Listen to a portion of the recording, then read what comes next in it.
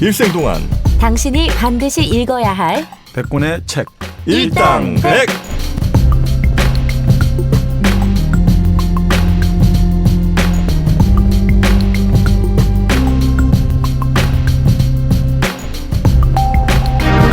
일생 동안 당신이 반드시 읽어야 될 100권의 책 일당백 78번째 책 대망의 4부가 시작됐습니다.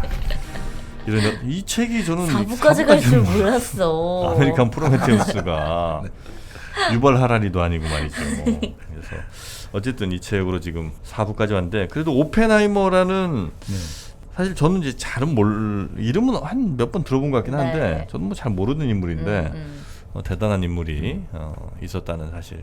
왜 그 뭐죠 테슬라라는 또 유명한 자동차? 아니 그 지금 이제 테슬라 자동차 말고 예전에 그 누구의 그늘에 가렸죠? 그 에디슨하고 싸웠었죠. 에디슨의 그늘에 좀 가렸던 그 양반 얘기는 굉장히 재밌게 읽은 적이 있는데 약간 이분도 좀 그 비슷한 느낌이 아닌가 하는 생각이 살짝 들긴 합니다. 그러니까 결국 이제 핵 이야기가 전개될 때 오펜하이머가 얼마나 빨랐냐면 1939년에 이제 핵분열 실험을 성공한 거예요. 그러니까 독일에서 오토한과 프리츠 슈트라스만이라는 이 사람들이 우라늄 원자핵을 2개 이상 쪼갤 수 있다. 핵분열 실험에 성공을 했거든요. 그냥 그러려니라고 생각하잖아요. 근데 딱 그 이야기를 듣자마자 오펜하이머가 딱 이렇게 생각하는 거예요. 아, 그게 가능하다는 소리는 결국 그걸 이용해가지고 더 많은 우라늄 원자를 쪼갤 수 있고 이게 되면 그것을 이용해서 전력을 생산하거나 폭탄을 만들 수 있다라고 오펜하이머 바로 이 풀어내버리는 거예요. 그러니까 정말 그러니까 사람들이 정말 빠르다 이 사람은. 머리가 막 팽팽 돌아간다는 거죠. 자, 그 상태에서 이제 결국 그 독일에서 이렇게 되고 여러분 아시다시피 이제 아인슈타인 사실 질라르라는 다른 헝가리 물리학자였나 질라르라는 사람이 편지를 쓰고 나서 아인슈타인에게 여기에 당신 서명만 해달라는 거예요. 지금 루즈벨트에게 편지를 보내가지고 이 원자폭탄, 핵폭탄 만들지 않으면 독일이 먼저 만들면 이건 이 세계가 완전히 운명이 바뀐다. 그러니까 아인슈타인이 가장 유명한 사람이니까 당신이 서명을 해달라. 물론 뭐 서명한 거는 내가 그 내용에 동의한 거고 내가 그 내용을 책임진다는 거지만 그렇게 해서 이제 결국 루스벨트에게 그 아인슈타인의 서한이 발송되고 그래서 이제 핵 프로젝트가 이제 가동되기 시작하잖아요. 아, 그러니까 핵폭탄 만드는 순서가 핵분열의 실험을 성공하고 그다음에 이 오펜하이머가 야 이걸로 폭탄 만들 수도 있겠다라는 생각을 하고 심지어 그 독일에서 먼저 그 아이디어에 착안해서 이제 폭탄을 만들려고 할 쯤에 맞습니까? 그 편지를 보냈다. 근데 이제 뭐 다 비슷하게 아니 물론 뭐 오펜하이머도 빨랐지만 그 이제 핵분열이 되는 순간 다들 알아채린 거죠. 이 폭발성에 대해서. 그럼 이 어마어마한 에너지를 이제 이걸 한마디로 자연의 힘을 빼앗아 올 수 있는 거잖아요. 인간이 이용할 수 있다. 이걸 알게 된 거니까. 그리고 그게 이론적으로 했더니 실험적으로 가능하다. 그럼 만들 수가 있지 않느냐라고 해서 이제 결국 독일에서도 당시 실제 아까 말씀드린 대로 이론 물리학의 최고봉은 독일이었잖아요. 그러다 보니까 이 어마어마한 좋은 과학자들이 많지 않습니까? 그리고 당시 또 히틀러가 독일 재건을 하고 중흥을 외치니까 그런 것들이 아주 속도 있게 발전하고 있으니까 당시 미국에 있던 과학자들이 불안감을 느낀 거죠. 이러다가 이 독일에게 선수를 빼앗겨버리면 이 전쟁에 인류 운명이 바뀌진다라고 생각하니까 그럴 수 있었겠네 진짜. 독일이 전 세계 제패할 수 있었겠네. 그때 핵무기만 먼저 개발했으면. 그래서 그런 사건이 많았죠. 그 핵을 만드는데 필요한 그게 중소소란 게 있는데 그걸 위해서 뭐 그 작전들 이제 이 중소를 얻으려고 가니까 영국에서 비밀 특공대를 보내가지고 그거를 막기도 하고 여러 가지 그런 작전들이 많았죠. 원자폭탄을 서로 방해하기 위해서 하고 또 일본 같은 경우도 뭐 예전에 한번 MBC 그쪽에서 다뤘습니다만 원산 앞바다에서 그 일본도 상당한 원자폭탄 비슷한 실험을 추진을 하려 했다. 이런 것들이 계속 나오고 있거든요. 그런 증언들은. 그러니까 뭔가에 대한 그 기록들은 다 갖고 있었던 거죠. 사람들이 뭔가 이 새로운 무기가 나타날 수 있고 이걸 가지고 이거는 뭐 지금까지 종전에 뭐 미사일이나 폭탄 이런 문제가 아니라 그냥 완전히 도시 하나가 한 방울 날아가 버릴 수 있다. 이런 막연하게 생각했던 것들이 이제 구체화되는 시기였다는 거죠. 근데 오펜하이머가 아주 빨랐던 사람이고 또 문제는 그래서 이제 이 미국에서 과학자들 모으지 않습니까? 아주 최고급 과학자들 모아가지고 이런저런 이야기를 하는데 워낙 오펜하이머가 이 진짜 빠른 사람인 거예요. 그러니까 이 원자폭탄을 만들기 위해서 필요한 우라늄 235 그 양에 대해서도 바로바로 나오는 거예요. 계산도 그런 계산을 아주 잘하는 거죠. 그러니까 워낙 이걸 잘하다 보니까 그 회의에 참석한 사람이 그 하버드 대학 총장이었던 제임스 코넌트라고 미국 과학계 자장 같은 사람이 있거든요. 바로 우리 예전에 다뤘던 토마스 쿤 패러다임. 쿤이 바로 그 이 코넌트의 일종의 조교 역할 비슷한 게 한 거예요. 그래서 그 일반인을 위한 과학 강좌를 준비하다가 쿤이 과학사가 너무 재밌어가지고 획 돌아간 건데 바로 이 코넌트라는 사람들 그리고 뭐 콤프턴이라고 MIT였죠 총장했던 이런 뭐 당시 미국의 최고 물리학 과학의 자장들이 모인 회의에서 워낙 오펜하이머가 청산유수로 이 계산을 하고 잘하니까 야 이 사람이다 참석자들에게 너무나 강렬한 인상을 남기니까 결국 이 사람이 이걸 맡아야 된다 고속분열 코디네이터를 맡아야 된다 흔히 말하는 핵발전 계획의 책임자가 돼야 된다 이렇게 이제 되게 된 거죠. 자 그렇게 해가지고 사실 이제 핵이 개발이 시작되는데 실제 핵이라는 게 당시는 사람들이 그 원자력 이런 거 있지 않습니까? 우리 퀴리 네네네. 부부가 여러 가지 그걸 만들어내고 했습니다만 그런 라듐이라든지 이런 방사능 물질이 처음에 다들 신약으로 생각한 거예요, 전부 다. 아. 새로운 약으로 생각한 거예요. 네네. 그게 어느 정도냐면 당시에는 방사능 물질을 팔았어요. 상업적으로. 대머리부터 루머티즘, 소화불량, 고혈압 모든 종류의 질병에 만병통치다 이런 식으로 팔았어요. 아. 그러니까 흡입을 하거나 주사로 맞거나 알약으로 먹거나 목욕물에 타는 그 연고나 물약, 심지어는 자약으로도 할 수 있다. 아, 그를 핵물질을 넣었다고요 몸에? 네네. 실제로 그렇게 했어요? 성기능 감퇴까지 왜 팔았다고 나오잖아요. 네. 그럼 그거 한 사람 투약한 사람 다 어떻게 됐어?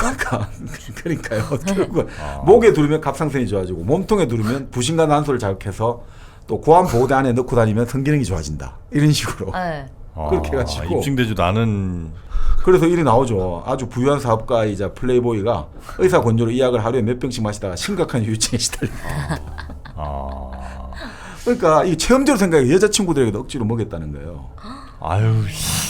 그래서 나중에 어떻게 됐냐. 1000병 정도를 먹고 나서 체중이 줄고 두통이 심해지고 이가 빠지고 전문가들은 그의 몸이 해치되고 하고 있다. 방사능 후유증이 해치되고 하는 거죠 몸이. 그래서 어떻게 되냐. 위턱 아래턱이 다 떨어져 나가고 두개골에는 구멍이 생기고 방사능 이제 노출돼가지고 방사능이 이렇게 무서운 거거든요. 몸이 해체돼 버리잖아요. 세포가 다 살아. 아니 그럼 그때는 그런 거를 검증도 안 하고 그렇게 했다는 거야? 이게 당시에 그러니까 흔히 말하는 요즘의 어떤 그 미국의 FDA에서 뭐 신약을 안전성을 입증하기 위해서 30년 정도 새로운 기술이 나오면 검증을 해보잖아요. 네. 최소한 한 30년을 봐야 된다잖아요. 10년, 30년. 그때 그런 게 없었잖아요. 그냥 뭐 이건 개인의 선택인 거죠. 그러니까 무섭다. 그런 식으로 됐죠. 그때 이제 핵물질 뭘 해보면 몸에 뭔가 변화가 일어나잖아. 그럼 약 팔아 먹긴 좋죠. 이게 뭐 좋아지는지 나보는지는 모르지만 어쨌든 몸에 뭔가 이상한 느낌이 나고 몸에 변화가 일어나니까. 80년대 그 목욕탕들 중에 라돈탕이라고. 뭐? 왜 라돈탕은 지금도 있지 않습니까? 라돈이요? 네, 라돈탕. 아 맞아. 있는 것 같아. 그럼 뭐야? 한참 다녔었던. 아니 뭐 기억이 나요. 지금도 하고 있는 것 같아요. 그건 근데 라돈이 괜찮아요, 별로 몸에? 몸에 안 좋다고 요즘엔 되게 그렇지. 라돈 침대. 네. 안 좋다고 하죠. 네. 근데 그걸 찾아서 목욕탕을 간다고요? 예, 되게 많았었어요. 유황온천도 있는데. 80년대. 뭐. 그래서 마돈이 많이 얼굴에 늙으셨나? 라돈이야 마돈이야. 그 후유증으로 지금 고생하고 계신 거 아니에요, 마돈님? 제가 뭘 고생을 합니까? 뭐요? 맞아. 하긴 몸에 진짜 좋은지 나쁜지도 모르고 엄청 뿌려댔죠. DDT도 뭐 어떤 거? DDT라고 DDT 는 살충제 뭐야? 있잖아요. 그거 막 머리에 머리니 같은 거 없애는데 잡는다고? 머리에 그냥 막 흰 가루를 막 뒤집어 썼어. 그래서 그것도 후유증이 심했죠. 자, 이제 원자 폭탄을 그러니까 네. 이렇게 대중적으로 맹신하는 분위기였는데 그런데 이제 결국 폭탄을 하겠다라고 했는데 사실 그 아인슈타인은 아주 후회를 했어요. 내 일생의 가장 큰 실수가 루즈벨트 대통령에게 원자 폭탄 개발해야 된다는 편지에 서명한 거다. 이 사람은 나중에 평화주의자잖아요. 완전히 실수했다라고 봤는데 네. 그럼에도 불구하고 당시 그런 이야기는 돌아요. 실제로 독일이 원자탄 개발 프로그램을 시작한 건 맞아요. 그러니까 미국에서 만약에 이거를 좀 같이 안 했다면 또 쉽진 않았을 거다라고 보는 사람도 있어요. 근데 사실 독일은 근데 원자탄 개발 계획을 뭐 일설에는 일찌감치 포기했다는 거죠. 원자탄에 이 들어가는 여러 가지 이런 자원이나 이런 것들이 구하기 너무 힘들어서. 또 돈도 많이 들어가고 그럴 바엔 차라리 그 V1, V2 있잖아요. 로켓, 미사일. 그거 낫다 이거죠. 그런 식으로 그 기술에 집중해 놨다 해가지고 뭐 근데 이건 모르는 건 이야기죠. 사실 뭐 이건 여러 가지 비하가 많으니까. 네네네. 그쪽은 독일은 오히려 이제 로켓이라든지 이런 데 관심이 많았다. 이렇게 보고 있고.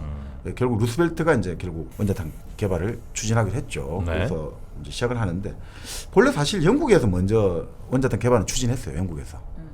그 영국도 당연히 그 독일을 상대해야 되니까. 근데 여기서는 자기들이 필요하니까 여러 가지 이제 보고서를 만들었죠. 모드 리포트라고 하는데 거기 보면 애초에는 이게 계산이 여러 가지에 따라 달라지잖아요. 네. 원자 폭탄 하나 만드는데 우라늄이 500톤이 필요하다 이런 식으로 그때 나왔는데 500톤? 500톤이니까 이건 뭐 어마어마하잖아요, 양이. 그러니까 이게 불가능하다라고 본 거죠. 그러니까 그 독일에서도 그렇고. 근데 이 영국에서 모두 보고서를 딱 했는데 아니다 이거죠. 그러니까 이 정도 필요 없다 이런 내용을 이제 발표한 게 된 거죠. 그러니까 네. 미국에서 그러면 해볼 만하다 뭐 이렇게 된 거죠. 그렇게 해서 이게 시작이 됐고 그래서 41년 요때 이제 공식적으로 해보자라고 이 보고서를 바탕으로 네, 행정적인 절차가 내려졌고 그래서 제일 그 당시 또 했던 유명한 사람이 미국의 당시 연구개발 행정 책임자가 부시라는 사람이 있어요. 지금 조지 부시 말고 네, 네, 네. 베네버 부시가 있는데 이 부시가 이제 대통령의 일종의 자문역을 하게 된 거죠. 그 대통령이 어떻게 할 거냐 다 하니까 그러면 그 콤프턴이라는 사람에게 MIT 나중에 좀 콤프턴에게 책임을 맡기자. 콤프턴이 시카고 대학에 연구소를 차린 거예요 먼저. 그래서 차리고 그러면서 결국 여러 사람을 불러 모으기 시작한 거죠. 바로 네. 오펜하이머라든지 나중에 미국 수소폭탄의 아버지, 수소폭탄을 개발한 텔러 그리고 베테 이런 사람 다 불러 모아요. 불러가지고 이제 아이디어를 시작하는데 네. 텔러 같은 경우는 처음부터 분열보다는 핵융합 폭탄을 만들자, 수소폭탄을 만들자는 거죠.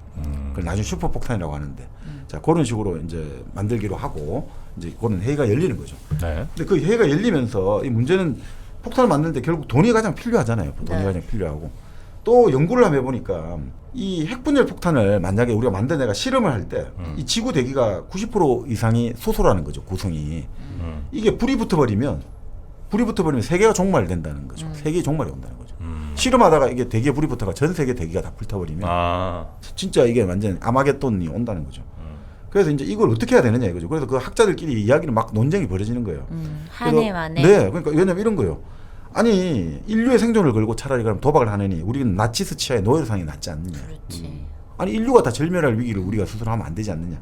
막 이런 이야기를 하다가 아까 말씀드린 그 베테랑 학자가 계산을 하는 거죠. 100만 분의 3 뭐 이렇게 나왔지만 대기에 그 핵분열 폭탄 실험으로 불이 붙을 가능성은 0에 가깝다.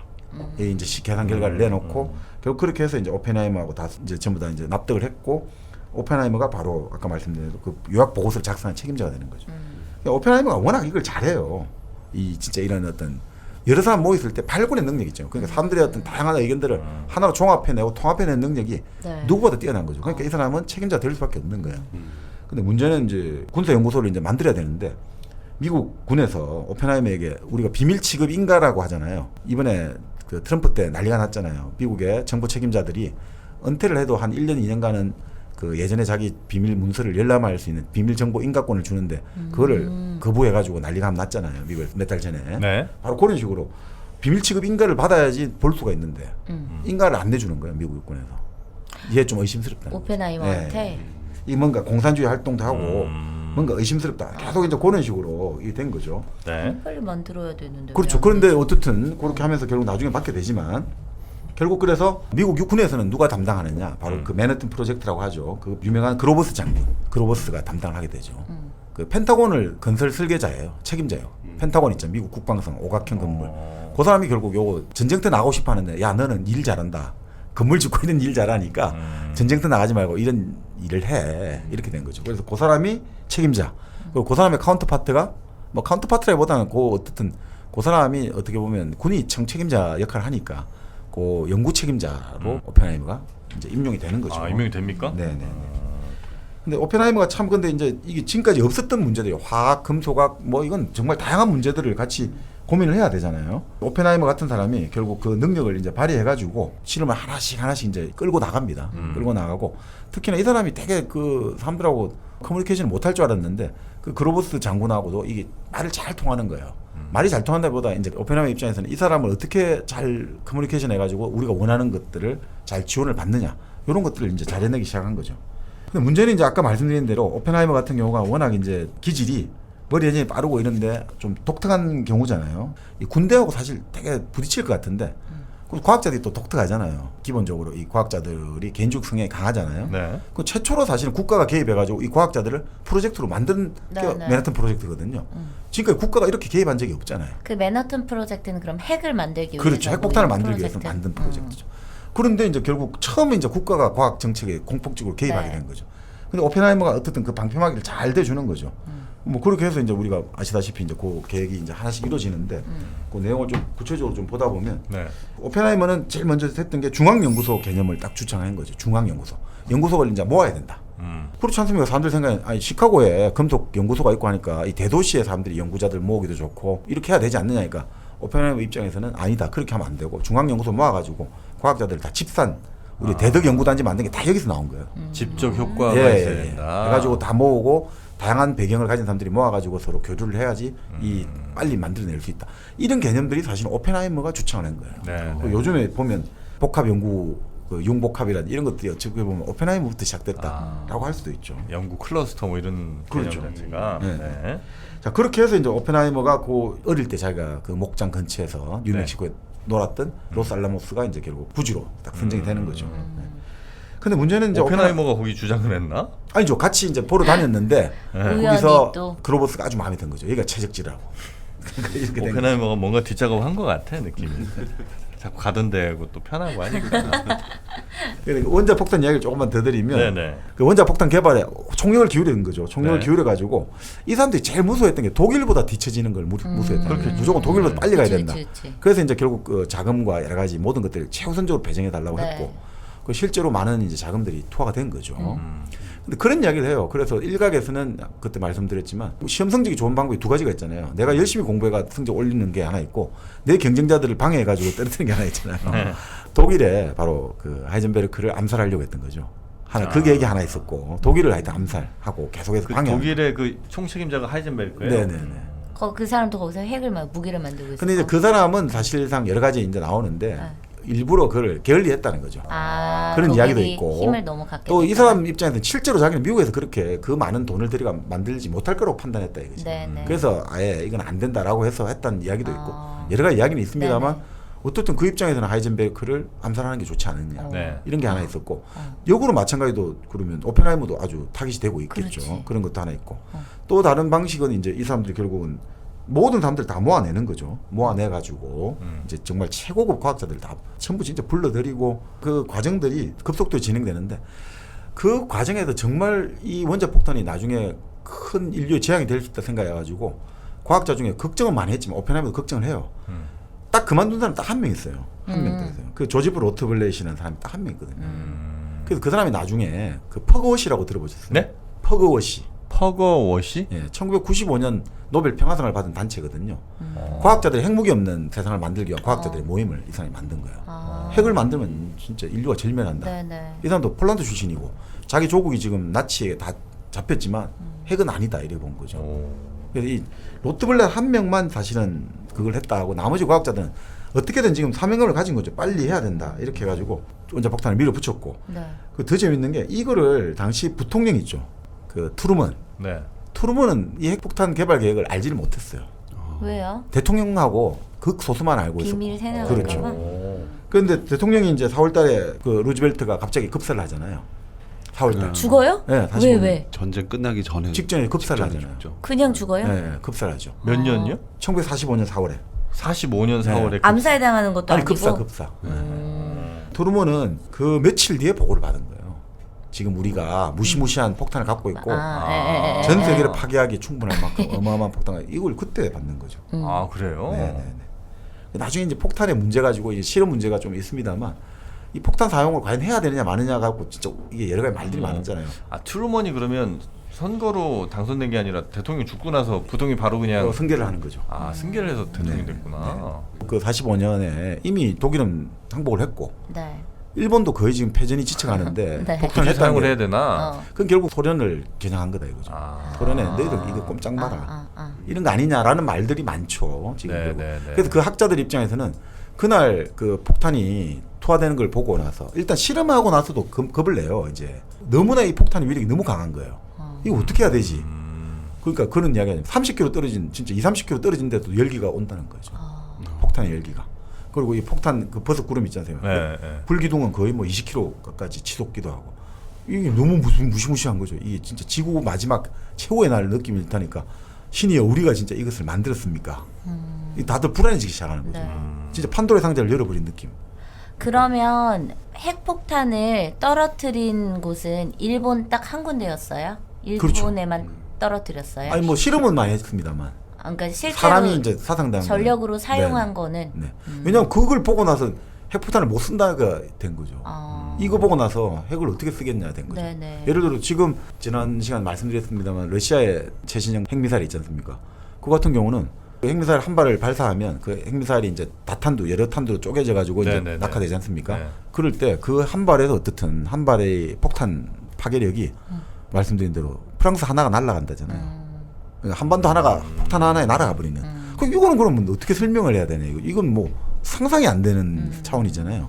그러니까 우리가 어느 정도 그래도 아무리 뭐 융단 폭격을 하고 해도 그래도 지하에 땅굴을 가지고 좀 숨고 그죠 이렇게 해야 되는데 네. 그냥 이거 날아가 버린다. 그냥 이거 예를 들어 이런 거죠. TNT가 우리가 보통 지금 어느 정도입니까? 히로시마 떨어진 게 TNT 12,000에서 15,000톤 정도로 보잖아요. 그러니까 TNT 15,000톤 분량을 한 방에 터뜨리는 게 이제 원자 폭탄 한 발인데 네. 지금 나오는 것들은 500만 톤 나오지 않습니까? TNT 500만 톤을 한 방 터뜨릴 수 있는 것들. 500만 톤, 1000만 톤 이래 가버리면 우리 상상을 뭐 초라하는 거죠. 그럴 때 발생되는 온도라는 것들이 뭐 네. 당시 히로시마 같은 경우는 온도가 그래도 한 만도까지는 올라갔네요. 만도는 안 올라가는 것 같은데 이게 뭐 폭발했던 지점의 네, 온도가. 그 온도가. 예. 근데 지금 그것의 위력이 100배, 1000배가 있는 지난번에 북한이 지하 실험했던 핵폭탄 예. 그 양이 한 100만 톤에서 200만 톤 넘는다고 하잖아요. TNT. 네, TNT. 그러니까 히로시마 원폭의 10배 이상 간다고 보니까. 네, 네, 네. 10배에서 20배 정도 된다고 생각하면 사실 무시무시한 거죠. 이게 우리가 그 핵이라는 문제가 사실 이게 뭐 이 서울 같은 경우 아니면 뭐 다른 대도시에 핵폭탄이라는 게 한 100만 톤이 갑자기 이건 뭐 상상을 할 수가 없죠. 그 온도는 제가 볼 때는 70도에서 80도가 가장 좋았던 것 같아요. 네. 그 가장 드립백을 맛있게 먹을 수 있는 온도. 어, 너무 저는 끓는 물을 바로 붓는 것보다는 100도보다는 한 80도쯤에서 살짝 한번 버줍니다. 네. 그래서 커피 그 가루들이 약간 촉촉하게 젖은 상태로 뜸을 들여주고. 한 10초 정도 기다렸다가 네, 네. 다시 거기다 이제 물을 천천히 붓죠. 어. 그럼 약간 거품이 올라오면서 그 드립 커피의 진짜 맛을 느낄 수가 있거든요. 네. 예. 그렇게 한번 우리 1kg 커피를 여러분 100만 톤이 무슨 의미가 있습니까? 1kg면 돼요. 여러분 삶에 있어서 100만 톤? 만날 일도 없을 뿐더러 아무 의미 없습니다. 매일매일 1kg 커피와 함께 따뜻한 향 느껴보시면 그 온기라는 건요.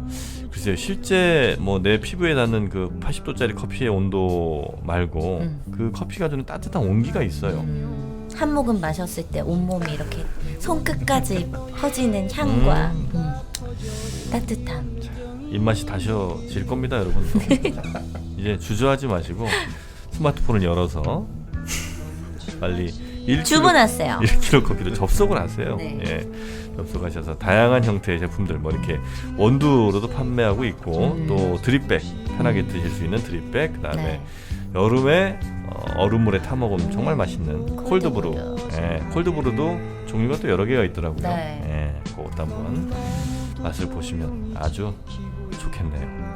1kg 커피와 함께하는 일당 100이었습니다. 일당 100과 함께하는 1kg 커피였나요? 예. 뭐든 그냥 함께만 하면 되니까. 열기가 퍼져 소리 없는 정이 내게로 핵폭탄. 그래서 인류 역사상 전쟁에 사용된 건 딱 한 번. 네. 히로시마와 나가사키. 이름이 뭐였더라? 팬맨이랑 빅보이였나? 뭐 그랬던 것 같은데. 리틀보이. 리틀보이랑 팬맨. 팬맨. 사실 어떤 분들은 뭐 시원하다 이런 분들도 계십니다만 저는 인류 전체에는 굉장히 아픔이라고 일본에 봅니다. 털어들여서. 그리고 히로시마 터트릴 때 당시에 또 조선인들도 굉장히 많이 많이 있었어요. 예. 예. 그런 핵무기는 정말 우리 서로 억지용으로 외에는 쓰여서는 안 된다. 예. 하는 게 제 생각입니다. 네. 자, 결국 나중에 오펜하이머가 로스알레모스를 제안을 한 거죠. 처음에 아까 말씀드린 이런 데가 좋은 데 있으니까 한번 가보자 했는데 가보니까 이제 그 사실 마음에 들었던 거죠. 자, 그래가지고 그로버스 장군도 그 동의를 하고 로스알레모스로 이제 떠나야 되는데 그 떠나기 직전에 그 아까 말씀드린 슈발리에 교수가 찾아와요, 친구가. 그 찾아와가지고 슈발리에가 당시 공산당 쪽에 있었던 누군가가 너에게 이런 제안을 해보라고 하더라라고 말을 하는 거예요. 네. 우리 소련하고 우리도 같은 지금 파시즘에 상대하는 동맹국 아니냐. 그러니까 너가 이 원자폭탄 개발한다는 이야기 다 알고 있으니 내가 그 정보를 우리 쪽으로 줘가지고 소련에 전달하면 안 되겠냐라는 제안을 했다고 한 거예요. 근데 이걸 둘러싸고 나중에 다 말이 달라지는 거죠. 또 오펜하이머도 처음에 이게 너무 폭발력이 있으니까 이 이야기를 나중에 스스로 자진 신고를 해요. 보안 쪽에. 근데 그 이야기를 그때 말했던 걸 자기 동생이 좀 관여된 것 같다 해가지고 그걸 좀 거짓말을 약간 하고 그게 또 나중에 청문회 열릴 때 또 그러니까 그때 말하고 지금 달라지지 않냐 해가 계속 거짓말 시비가 되면서 오펜하이머가 결정적으로 불리해지는 그 사건이 이때 일어나거든요. 그 슈발리아 교수 정말 평생에 친구였는데 이 지점에 관련해가지고 오펜하이머는 그런 것들은 국가 반역 행위다. 네. 아무리 그래도 이 국가의 어떤 이것들을 내가 아무리 그렇지. 우리가 정보를. 소련을 좋아한다고 줄 수는 없다. 뭐 이렇게 됐는데 그게 애매했다고 하는 거죠. 그래서 그게 나중에 결국 오펜하이머의 발목을 잡게 되는 그렇게 되기도 하는 거죠. 여러분은 지금 정박, 정민영, 정프로 그리고 마돈이 함께하는 일당백을 듣고 계십니다. 43년 3월부터 이제 주거시설들이 만들어지거든요. 그러니까 그런 미혼자 숙소도 만들어져야 되고 기혼자 가족들 위한 임시주택들 만들어져야 되고 또 전화는 절대 설치 안 되는 거죠. 전화? 전화를 집에 설치하면 안 네. 되는 거죠. 그럼 정보 세뇌가 그렇죠. 안 되죠. 그래서 학교, 도서관, 세탁소, 병원, 쓰레기 처리장 전부 다 만드는 거예요. 영화관도 만들고. 그러니까 만들어가지고 완전히 순식간에 하나의 도시가 만들어진 거죠. 네네. 네. 그렇게 하고 이제 오펜하이머는 과학자들 불러들여야 되잖아요. 네. 그래서 계속 불러들이고. 근데 오펜하이머 같은 경우는 워낙 이제 이때 인기가 있었던 게 연구소장을 하면서 격식을 따지지 않는 거죠. 격식을 안 따지고 아주 소탈하게 그냥 대충 입는 옷을 입고 구두 같은 것도 광나는 구두 안 신고 그냥 거름한 구두 신고 사람들이 되게 편하게 아주 이야기하기 서로 좋은 아주 자유로운 분위기를 만들어줬다 이거죠. 네. 그러니까 이제 장군들은 본래 군인들은 집중과 존경 뭐 이런 거 원하는데 오펜하이머는 아주 자유롭게 하니까 그 사람들이 오히려 자연스럽게 집중과 존경을 받았다는 거죠. 오히려 오펜하이머는 그런 걸 하면서. 근데 그때 이 연구자들도 물론 돈을 그러니까 우리가 로스앨레모스 여기 들어가서 완전히 외부와 차단된 삶을 사니까 돈을 좀 줘야 되지 않느냐는데 오펜하이머도 6개월 동안 급여를 못 받은 적이 있다는 거예요. 우리는 지금 돈 때문에 여기서 일하는 거 아니지 않느냐. 이런 식으로 설득을 또 했다는 거죠. 네네. 그렇게 해가지고 결국은 이 과정에서 결국 기업이라든지 국가가 이 과학자들을 모아가지고 연구를 시키면 이게 돈이 되겠구나. 이런 것들이 이제 본격화된 거죠. 네. 근데 어쨌든 이 오펜하이머가 아주 허약해 보이는 외모지만 그 카리스마 있는 권위고 네네. 사람들에게 뭔가 허점들을 잘 짚어주고 하니까 이게 리더십 같아요. 불가능한 일을 이 사람하고 있으면 못 풀 문제가 없다라는 느낌을 주게 만들었다는 거죠. 믿음을 주고. 네. 그리고 이때 이 사람들이 그런 이야기를 해요. 제일 중요하게 생각했던 게 당시 그 로스알레모스 쪽에서 우리가 핵폭탄을 지금 이렇게 만들고 있다는 사실 있잖아요. 그리고 이 정도 만들었다는 것들을 절대 독일 쪽에서 알지 못하도록 그걸 제일 보안의 첫 번째 요소였다는 거예요. 그러니까 뭐 구체적인 내용 이런 거 다 떠나가지고 지금 어떻든 만들고 있고 어느 정도 되어가고 있다 이런 느낌 이런 거를 안 나가겠다는 거예요. 왜냐하면 우리가 만든다고 한다면 독일 애들은 쟤들도 만드는데 우리가 못 만드냐 이래 된다는 거예요. 그렇지. 그게 사실 제일 그거라는 거예요. 과학 지식은 특히나 어차피 저 머리나 우리 머리나 비슷하기 때문에 쟤들이 만들 수 있으면 우리도 어떻게든 답이 있다는 걸 알게 되면 사람은 거기 매달리면 반드시 네. 답을 찾아낸다는 거죠. 사실 답이 있는지 없는지를 모를 때는 힘들어지는데 쟤들이 지금 답을 찾아냈다는 나도 소식만 할수 들으면 나도 있으니까. 해버린다는 거예요. 그래서 그게 참 미묘한데 오펜하이머가 그런 재주가 있는 거죠. 이걸 반드시 만들어낼 수 있다라는 것들을 내가 지금 이론적으로 제시를 하고 나는 이미 보여주지 않았느냐. 실질적으로 이제 그거는 이론을 실현만 시키면 되는 거 아니냐라는 식으로 사람들을 아주 고무시키고 격려하는 네. 그런 묘한 카리스마를 발휘했다 이렇게 보는 거죠. 그러니까 아주 사람들을 이용을 잘했다는 거예요. 네. 그리고 이 사람을 이용할 때 너무 이거 자연스럽게 이용을 해가지고 이 사람들이 이용당하면서 이용당하는 느낌을 안 가지는 거예요. 이게 최고의 그 제주죠. 리더. 그 군인들 같은 경우는 그 평소에 장군들이 예전에 부하들을 잘해주잖아요. 부하가 종기가 나면 종기를 빨아주고 하잖아요. 그 왜 그러냐면 전쟁 때 써먹으려고. 전쟁 때는 자기 부하들을 전쟁에서는 뭡니까 돌멩이 풀 던지듯이 그 부하 목숨을 던져야 되거든요. 그래야 내 마음대로 이 전투를 싸움을 전투를 지휘할 수 있잖아요. 그러니까 평소에 잘해줘야지 내 목숨을 바친다는 거죠. 아주 무섭죠. 뭐 그런 거 보면. 근데 이제 우리는 왜 사병들을 그렇게 무슨 공간에 종 부리듯이 부리는 거야 도대체. 평소에 잘해줘야 되는데. 그렇게 되면 전쟁 때 활동 안 해요. 그러니까요. 그게 문제예요. 전쟁 때는 왜 말을 들었겠어? 평소에 안 해줬는데 나를 임기국 되집하는데 아니 그 사람이 돌격 앞으로 하는데 저 돌격하면 총 맞아 죽을 것 같은데 뭐 때문에 내가 나갈 거예요. 차라리 한 명만 총 쏴 죽이면 되는 건데 그런 이야기 하잖아요. 한 명만 총 쏴 버리면 우리 다 사는데 왜 우리가 나가냐. 지휘하는 사람 한 명만 그럼요. 죽이면 되는데. 그래서 본래 뭐 전쟁 때 죽는 경우가 아군끼리 서로 죽이는 경우가 많다는 게 그런 거예요. 역사를 보면 맞아요. 적군에게 죽는 겠다. 것보다. 그러니까 이 리더가 전쟁에서 내 목숨을 담보를 하잖아요. 이 부하들의 목숨을 내가 지고 있는데 평소에 얼마나 잘해줘야 됩니까? 이 목숨을 내가 가지고 있는데.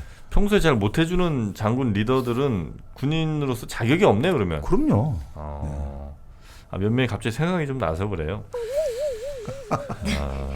그러니까 예를 들면 우리 사병들한테도 장군들이 맨날 뭐 풀 뽑아라 이거 부려먹을 게 아니라 아주 뭐 잘 못 먹고 이런 친구 있으면 선식도 좀 주고 사병이 사실은 우리 전체 군의 든든한 뿌리 아니겠습니까? 네. 그럼 한번 뿌리마켓 광고 듣고 오겠습니다. 305호에 사시는 김희영 씨의 고민. 딸, 아침은 먹고 가야지. 안 돼요. 학교 늦어요. 어디 간단하고 건강한 아침밥 없나? 1201호에 사시는 박희선 씨의 고민. 다이어트 중인데 식단이 걱정이네. 어디 칼로리 낮고 맛있는 다이어트 음식 없나? 806호에 사시는 이미순 할머님의 고민. 어디 약 말고 건강에 좋은 음식 없나? 있습니다. 곡물 담은 선식 뿌리마켓이요. 포털 검색창에 뿌리마켓을 검색해보세요.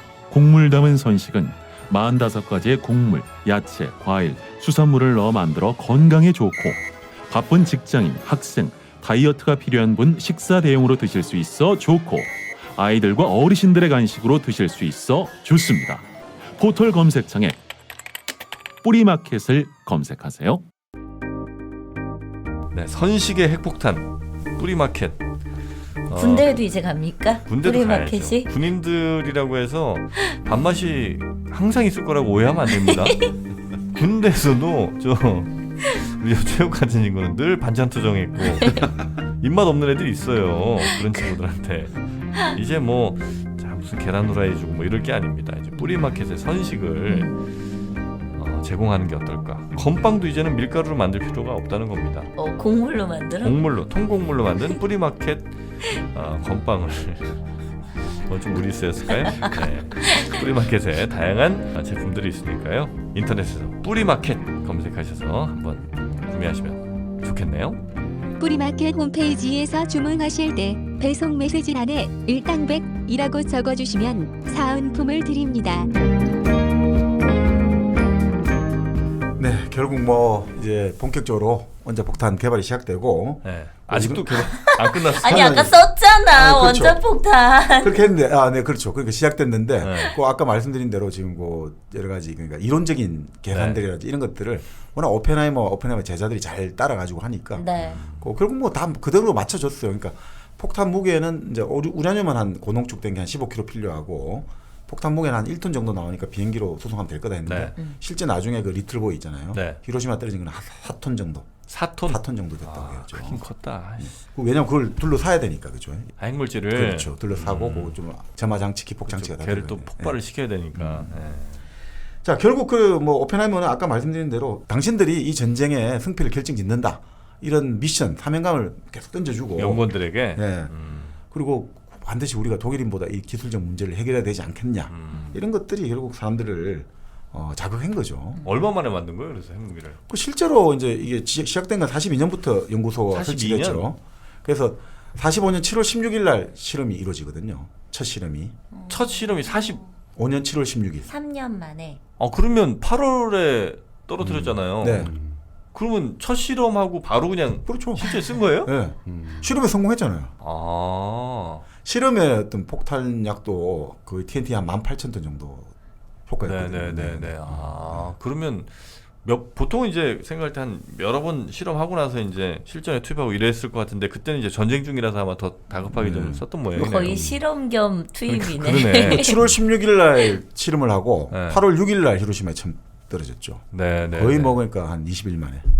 한 3주 만에 떨어졌죠. 근데 이때 과학자들이 핵폭탄 만들고 독일하고 이겨야 된다 좀 미쳐가니까 그 유명한 그 페르미 같은 경우 페르미라는 아주 유명한 물리학자 시카고 대학 이건 오펜하이머한테 야 독일 놈들을 죽이려면 다른 방법도 있어 이렇게 하는 거예요. 뭐냐니까 방사능 핵분열 물질을 이용해서 독일의 식량에 독을 집어넣을 수 있다. 근데 그렇게 해버리면 근데 오펜하이머도 이거를 심각하게 받아들였대요. 이거 진지하게. 네. 그 이거를 보고를 해가지고 장군들하고 이야기를 했대요. 그러니까 실제로 이론적으로는 원자로에서 뭐 그런 어떤 특정 원소를 분리해가지고 가능할 수 있다라고 말을 했대요. 근데 오펜하이머가 최종적으로는 이거는 이건 보류하자는 거예요. 왜냐하면 잘못하면 이게 진짜 그 실제 사망자 수가 좀 더 적을 수도 있고 인도적으로 보류한 게 아니라 효율적으로 독살할 수 있는 방법이 안 될 수도 있다. 그냥 근데 한 이게- 방에 딱 하는 예, 게. 적어도 이 정도 하려면 50만 명을 한 번에 독살시켜야 된다. 이게 차원이 다르죠. 50만 명. 이 물질을 이용해 가지고 만약에 독일의 식량에 이 전쟁이 되면 과학자들도 이제 이 뭐라고 해야 됩니까? 우리가 광기. 우리가 사람을 살리는 방법, 우리가 사람을 선하게 하는 방법은 우스갯소리 말하면 산술급수적으로 증가하는데 사람을 죽이는 방법, 사람을 못되게 하는 방법은 기하급수적으로 늘어나는 것 같아요. 실제 그런 것 같아요. 사람을 좋게 하는 거는 네. 천천히 산술급수로 늘어나고 사람을 못되게 하고 죽이게 하는 방법은 기하급수적으로 늘어나는 것 같아요. 요즘 역설적이긴 한데 그래도 전쟁 중에 진짜 과학기술 발전은 어마어마하게 빨리 촉진되는 것 같기는 해요. 그렇죠. 전쟁 중에 만들어진 게 엄청 많아. 전쟁이라는 거는 국가가 가지고 있는 모든 그 국가부터 시작 국가가 가지고 있는 모든 국민이라든지 네. 그 문화, 그 체제가 가진 모든 역량을 총동원. 지혜 역량을 총동원하는 체제잖아요. 그러니까 평소에는 도저히 있을 수 없던 일들이 10년 걸리는 일들이 불가능을 한 달 만에 가능하게. 이루어지기도 하고 하는 맞아, 거죠. 맞아. 왜냐하면 모든 게 총동원돼야 되니까. 네. 진짜 별별 아이디어들도 다 나오고. 네. 그러니까 여기도 그래 나오죠. 전쟁은 온순한 사람들이 평상시라면 생각하지도 못할 끔찍한 아이디어를 그냥 막 내게 만드는 거죠. 이렇게 죽이자, 저렇게 죽이자, 이렇게 되는 거죠. 그러니까 이 물리학자들이 그런 이야기 하는 거죠. 최근에 이야기를 들었는데 아까 말씀드린 하이젠베르크가 스위스에서 강연을 한다는 이야기가 들리더라. 그러니까 이걸 보고해가지고 물리학자들끼리 의논한 거죠. 스위스에 가서 하이젠베르크를 납치하자. 아니면 납치를 못하면 죽여버리자. 이런 식으로 물리학자들이 이런 해당 당국과 이런 이야기를 하고 이렇게 되는 거예요. 그리고 실제로 하이젠베르크 암살을 위해서 계획을 세웠다는 거예요. 바로 그 당시 그로버스 장군이 이 정보를 얻어가지고 OSS라고 불렀죠. 당시 전쟁 때. 지금 CIA의 전신이죠. 네. 거기 요원이자 전직 프로야구 선수가 있는데 그걸 스위스 보내가지고 하이젠베르크 뒤를 밟게 했다는 거예요. 그래서 결국 암살은 뭐 시도는 안 했다고 나오는데 뭐 실제로는 암살 일부 직전까지 갔다는 거죠. 밟아가지고 계속해서 동선을 확보한 다음에 오더가 떨어지면 수행을 하는 거잖아요. 결국은 뭐 그렇게는 안 했다라고 보는 거죠. 이런 어떤 뭐 비밀들은 워낙 많아요. 비밀들은 계속 많고 아까 말씀드린 대로 소련에서는 계속해서 추적을 하거든요. 그래서 실제 나중에 소련에서 이제 캐나다 쪽 여기 참가했던 과학자를 통해 가지고 그 정보를 빼내는데 성공해요. 여러 가지 정보가 들어갑니다. 결국 나중에. 근데 이 와중에 오펜하이머를 최초로 사회적 참여적으로 이끌었던 좌파로 이끌었던 그 진 테트록이라는 네네네. 여자 의사 있죠. 얘가 자살을 해버리는 거예요. 왜요? 갑자기? 진 테트록이 나중에 나온 거는 그 당시 우울증을 앓았다고 하는데 이 와중에도 사실은 오펜하이머가 한 번씩 만났거든요. LA 이쪽으로 캘리포니아 올 때마다 네. 한 번씩 만났거든요. 만나서 이제 미래를 즐겼다. 그 FBI가 다 추적해갖고 몇 시에 들어갔고 불이 몇 시에 꺼지고 이까지 다 추적해요. 몇 시에 나오고 이런 것까지 네네. 다 보고 지켜보고 있는 거죠. 근데 그 와중에 결국 진 테트록이 어떻게 됐느냐? 우울증을 앓았는데 이 모든 것이 지긋지긋하다는 말을 남기고 목숨을 끊어요. 근데 이걸 발견한 사람이 그 아버지예요. 아까 말한 초스를 네네. 연구했던 아버지 그 교수인데 이 테트록 교수가 딸에게 전화를 하니까 전화를 안 받는데요. 그래서 다음날 수요일, 화요일 날 전화를 해도 안 받아가지고 수요일 날 1시에 도착을 했대요. 그래서 가보니까 이제 창문으로 초인종 눌러 안 나니까 창문을 열어가지고 어떻게 몸을 내가 들어갔는데 욕조 끝에서 베개 더미 위에 누워서 반쯤 채워진 욕조에 머리가 잠긴 시체가 발견된 거예요. 근데 이 아버지가 또 신기한 게 경찰에 바로 연락을 안 하고 아파트를 뒤져가지고 테트록이 관련된 서신 뭉치나 사진 있죠. 네. 이걸 다 불을 태웠다는 거예요. 벽난로 뭐지? 속에서. 뭐지? 모르겠어요. 뭔가 이게 뭐 공산주의 관련 내용이 있었는지 네. 아버지 입장에서는 딸이 이게 어차피 경찰이 와서 수사를 할 때 이런 거를 가지고 가는데 이걸 다 태우고 나서 제일 첫 번째 통화는 장의사한테 전화를 했다는 거죠. 네. 경찰에 전화를 안 하고 경찰이 온 거는 4시간 반이 지나서 이제 경찰이 왔다는 거죠. 그러니까 여러 가지 그래도 이야기 나오는데 아무리 봐도 좀 이건 비정상적이지 않느냐 이런 이야기 나오죠. 그러니까 뭔가 딸이 정치 성향이 좌파고 하니까 이게 좀 문제가 될 것 같아서 태운 거 아니냐 이런 이야기 나오는데 어떻든 검시관이 보고한 거에 따르면 이 지인은 12시간 전에 사망한 것 같다. 위에서 최근에 섭취한 반쯤 소화된 음식이 있고 알 수 없는 분량의 약품이 나왔다. 이렇게 해가지고 쭉 나오는 거죠. 네. 그래서 이거 가지고 지금 말이 많아요. 그러니까 이게 혹시 미국 정부 기관이 공작한 거 아니냐. 죽인 거 아니야? 그런 오펜하이머가 말도 했잖아요. 계속해서 이제 이 여자하고 관계를 가지고 있고 이 여자는 명확한 좌파 성향을 가지고 있으니 오펜하이머가 이 여자에게 미인계를 통해서 결국 계속 정보가 유출되는 거 아니냐라고 해서 이제 그런 이제 이야기도 나오고 있고요. 또 어떤 사람은 이 찾아보니까 지인이 사실은 좀 동성애 성향이 강했다는 거예요. 그때 뭐 그러면 양성애자일 수 있는데 네. 자기가 사실은 내가 여성에게 매력 느끼는 것이 너무 힘들어가지고 이런 이야기 나와요. 찾을 수 있는 모든 황소들과 잠자리를 같이 했다라고 나와요. 황소들? 예. 남자를 지칭하는 말로 황소라고, 예. 불이라고 해요. 찾을 수 있는 모든 황소들과 잠자리를 같이 했는데 그래도 계속 여자한테 끌린다는 거죠. 그걸 막아보려고. 예. 진이? 그때만 해도 동성애는 상당한 미국 사회에서는 이거다 이거죠. 자살 동기에 관련해가 말이 많은데 네. 아니 어떻게 밥을 먹었냐 이거 사망 직전에. 그렇지. 만약 약을 먹잖아요. 네. 밥을 먹으면 음식이 퍼지는 속도를 늦춰주잖아요. 그 자살하기 전에 밥을 먹으면 안 되거든요, 보통. 그러니까 이것도 좀 이상하고. 또 금시하면서 약간의 무슨 포스클로랄이라는 성분을 발견했는데 네. 이건 알코올하고 섞으면 이게 수면제 주요 성분이 된다는 거예요. 이게 알코올하고 섞으면. 이게 그냥 그 자체로는 그게 없는데 알코올하고 섞어지면. 그러면 누군가가 진에게 몰래 이런 것들을 알코올과 섞어가지고 타서. 그럼 결국 이게 수면제가 된다 했잖아요. 그리고 먹여가지고 그 다음에 욕조에 얘를 고기를 처박아갖고 익사시킨 거 아니냐 이런 이제 이야기가 나온다는 거죠. 물론 의사들 중에는 부검 보고서를 읽고 나서 이 여자 진짜 자살하려고 했으면 정말 똑똑하다라고 말하는 사람도 있어요. 왜냐하면 이 여자가 잠을 청하기 위해서 약 성분을 먹고 마지막 식사를 한 다음에 욕조에서 무릎을 꿇은 채로 스스로 이걸 투여를 하잖아요. 그럼 자연스럽게 욕조물에 툭 머리를 쳐박고 기절하게 된다는 거죠.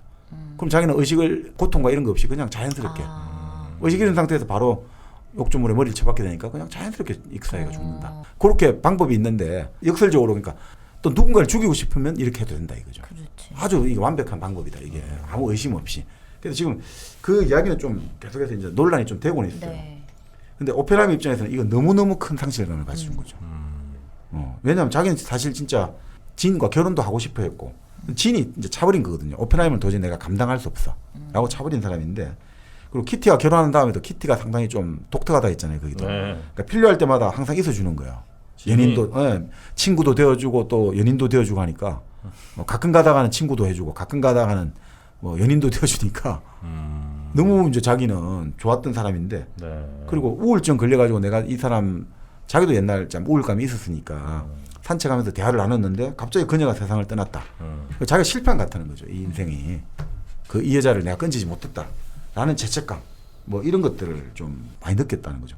나중에 어떻든 CIA 관련 서류를 보면 이 오펜하이머를 감시했던 당시 보안 방첩대 쪽에서 네.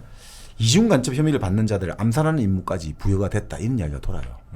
얘들은 나중에 그런 이야기예요. 미국 법에 고문하면 안 되잖아요. 네. 그게 어떤 식이냐면 우리 저 바닷가에 배를 띄워가지고 러시아식으로 우리 신문을 좀 하겠다는 거예요. 조사를 하겠다.